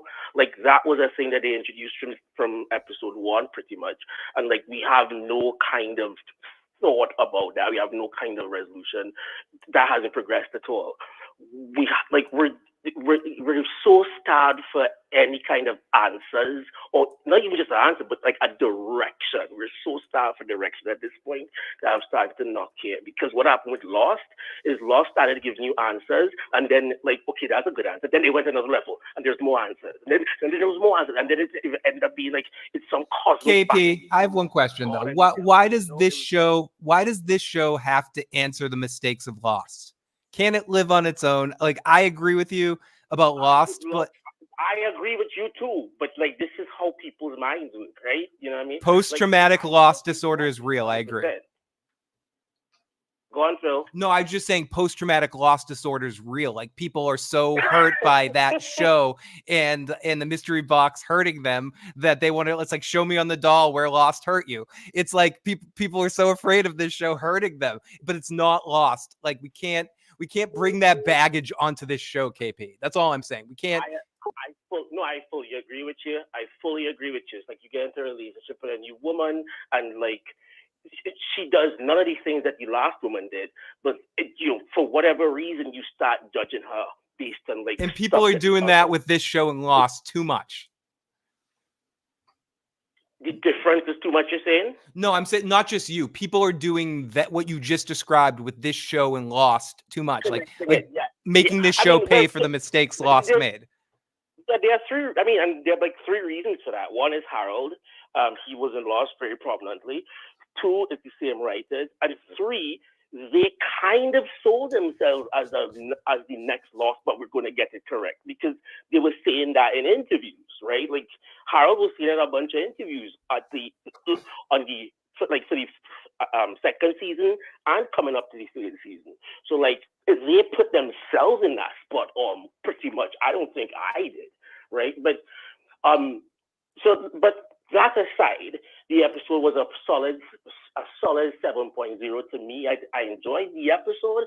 It's starting to push me in a direction where I could see, if I don't start getting answers that make sense sometime soon, I'm going to stop caring. You know, and I think if we're going to be honest, a lot of people, at least in the chat, I know Tony loves it. I love it too. I'm just really hoping that they could stick the landing. So that's my 2 cents on that. What the question I have, I'm perhaps going to leave you guys with, is I don't think we discussed it. I've been in and out of the discussion all evening, but have we discussed the body in the secret chamber that Elgin discovered? Have we discussed that at all? Or yeah, a little bit. Tony pointed out something really unique about that, and we'll get to that. Thank you so much, KP. You're awesome as always, buddy. Jim's clothes. Yeah. I heard that part. But I don't know if that is that person. Is like, what do you think the story about that room and that person in that room, and what do you think that story is? I don't know if we've discussed that. I think it's hard to tell. All I could say about it right now is that someone has to be held there against their will, that they don't want no one to find. I mean, that's why you would have it. And they were housing them there. They put a bed there. So it has to be, the fact that they had a bed there for the person means that, not that they care about them because they have bed for inmates, but you have to have that now. But it just seems that they're putting someone in there that, not that they're trying to keep them comfortable, but semi-comfortable, but they don't want them found for some reason.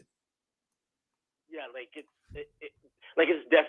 not one of the monsters that they took in. It's somebody who was in the village, or at least a human being that you have some sort of sympathy towards. Yeah, maybe they hid the kids. Maybe they hid the kids there. Maybe the kids were hid there. That, because what I'm thinking is, okay, our friend Victor was down there for a minute, right? And like, obvious, like that, you can't tell me that if somebody was in that room, that if Victor was down there in the middle of all this chaos, that at some point they don't talk, like so Victor certainly has some kind. If that room is what I think it is, Victor has to have some knowledge about that. And perhaps obviously the last thing is my thoughts on Victor have really changed, and I definitely see him as I would, if you, I don't know if you guys ever saw the episode of Rick and Morty called Fruity Land, where Rick's daughter, like, people didn't want to play with her, so Rick's daughter created this virtual reality called Fruity Land, and she used to go in there and play with people, and she was somebody inside of it one day, and then she left, and the person was trapped there, like, and it's a world that Rick created specifically for her with all these stuff that she likes. I'm starting to believe that this is a world that's created to keep Victor comfortable and not piss him off or not awaken his powers, because if his powers are awakened, he will be able to do stuff to whomever it is in charge of from that they don't want to happen. So like, I'm beginning to think that this is a whole construct made up to hold Victor inside and to prevent. So with that said, guys, let me know what you think about it. Right. I'm still on the wagon totally. I'm just, hoping I get the last couple of episodes that they pull me back in. And everybody in the chat, have a good night and go speak. 100%. We love you, KP. Thank you for the call. Thank you for the call, KP. We love KP. KP's our brother. You know what I mean? Phil, people ask, Glue Guns and Roses asked a question that if we were friends before YouTube or do we meet on YouTube? The answer is we met on YouTube. Yes, we met on YouTube. This that thing I was showing, I don't know if I can pull it up again, but the GIF I was showing was actually the first. No, I mean we met twice, but it was the first time we met in Dallas was yes. that thing that I showed. I don't know where. Do I still have it? No. Let me see. Where is it? No, I don't know where it is. Oh, there it is. Yeah, this was coming into the bar when I first. This was literally the first moment Tony and I met each other in person. Yeah. 100% right there. But no, we didn't know each other beforehand. We met each other on a random stream that Tony, myself, and LT did. Yep. And then I went on his channel. And then after I went on his channel, it was Carmine said that you two guys have great chemistry together. Yeah, Carmine kind of set us up like the dating game a little bit. Yeah, Carmine from Red Team, a channel called Red Team Reviews. He was like, you guys really work good together. Yeah, work great together. Yeah, he told me the same thing. He's like, you and Tony should work together more. I guess that's our Carmine's impressions, but yes, Carmine did sort of encourage the situation for sure. Yeah, 100%. I know somebody was calling in. I'm going to try to see if that person calls back. If not, then we're going to bounce up out of here. But Tony, I would say we got the closest in Nashville. Like really, our relationship sort of our friendship really sort of confirmed during the Nashville trip. We spent more time together. This is area code 347. Yes, you're right, Tony. Area code 347. Welcome to the show. You're on with Tony and Phil. Hi, Tony. Hi, Phil. It's Rose. Hey, Rose. Hi, how you doing? I was calling before, but I hung up and the voice 916 was on, so I can't interrupt her. Fair point. Yeah, I don't know. I don't really have too many theories or anything like that because I be drinking while watching this show, so I don't be remembering a lot of stuff. But I just was wanted to know if you think it's going to be like a bloodbath at the end of the season. I don't know if they would do that at the end, like bloodbath, like start massacring the town or a lot of people. But I think that they still have to kill a major character must die this season, if not two. I don't think we've gotten it. I think we've gotten one. Tien Chen is a heartbreaking death, but she wasn't a major part of the cast. I think we need to lose two people from the cast, at least, for this season. I think one's Fatima, whoever you want to say, Christy, main cast. Christy, go through them all. Christy, Kenny, Kenny, Jim, Tabitha, Boyd, but it has to be two. I think Fatima's one, and I don't know who the other one would be, but it's got to be some. I think you got to get rid of these people. Maybe Fatima takes out Elgin, and that break Boyd right there. That could be something too. You mean Yeah. Ellis or Elgin? Yeah. You mean Ellis or Elgin? Which one? Oh, Ellis. Her boy, her husband, right? Or, Yeah. they're married, right? Yeah, Yeah, they're married. they got married. They had a Yeah, they did ceremony. get married. Yeah, he put a Fruit Loop on her finger. Do you Yeah, no, remember that? I've been calling her husband and wife all night. I just want to make sure I wasn't fucking up. Yeah, he Like, stuck they a got Fruit married, Loop. right? He had a Cheerio. He stuck it on a finger. Yeah, that does it. Doesn't it do it? That worked for me in the 3rd grade. It did. You and me are still married, Ellie. They can't all have the bling Diddy you had on last week. T Diddy. Yep. Oh, we're not allowed to talk about that 347. But yeah, That's a stream that disappeared from history. That never happened. Yeah, okay. Well, sorry, that was members only. Sorry about that. No, it wasn't. I would have. No, but I thoroughly enjoy the show. Sometimes I like this live better than the show. So thank you. Like KP made some good points about the show, but I'm don't say that. Don't it, say that. know, Don't say that. No, I'm kidding. Don't encourage him. Don't encourage KP. Come on. KP's like part of the show. He's like a main staple. He is. We've talked about it before. Might happen. Voice of 916 might happen, but KP Reds is part of the show. Yeah, talk radio only works with awesome callers, and we're lucky to have yourself and KP and Voice of 916 and everyone else that called tonight. You guys are amazing, and you make the show. And thank you so much, caller. We hope you have an awesome night and call in again. So we get a couple of text messages quick. An extraterrestrial aliens come out of space. Yeah, we already said that. And then 832 says, why are there people at MGM sending out?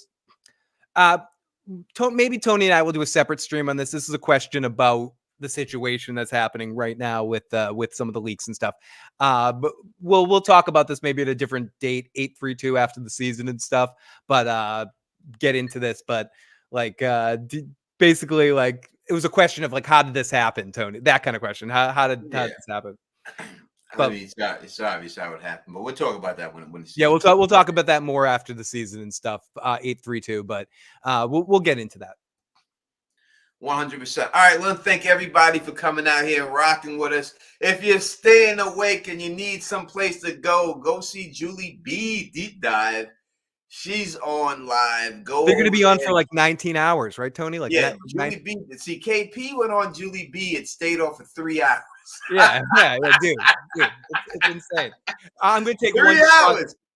I'm going to take one shot to the audience. Thank you guys, everyone, for all the super chats tonight. Thank you for everyone that's checking out on my channel and on Tony's channel. You guys have been amazing this season. Everyone that's checking out the audio cast, thank you for the reviews and pumping us up. Keep doing that on Spotify or on Apple Tunes. We got a lot of people checking out the podcast, Tony, and we appreciate all of you guys. And we hope you keep pushing that as well. And toast to all of you folks. Thank you so much. I can't believe we only have 3 more episodes, Tony. 3 more episodes and it's over. It goes by so fast. I'll be back with LMR on Wednesday. I'll have my video review on tomorrow. I'll drop that. And then I'll be watching on Wednesday. I've been watching you and LMR on Wednesday. It's good to see you guys. No doubt. We'll be out there. You gotta come join us, though. Oh, I will, but I like the opportunity to hear to let you guys rock and roll. But I will pop on before the end of the season on one of those Wednesdays. Usually I'm just smoking on the couch listening to you guys, like in the chat room, like ninjaing in the chat room, to be honest with you. And before we go, once again, let's hear Tilly's last words. Okay.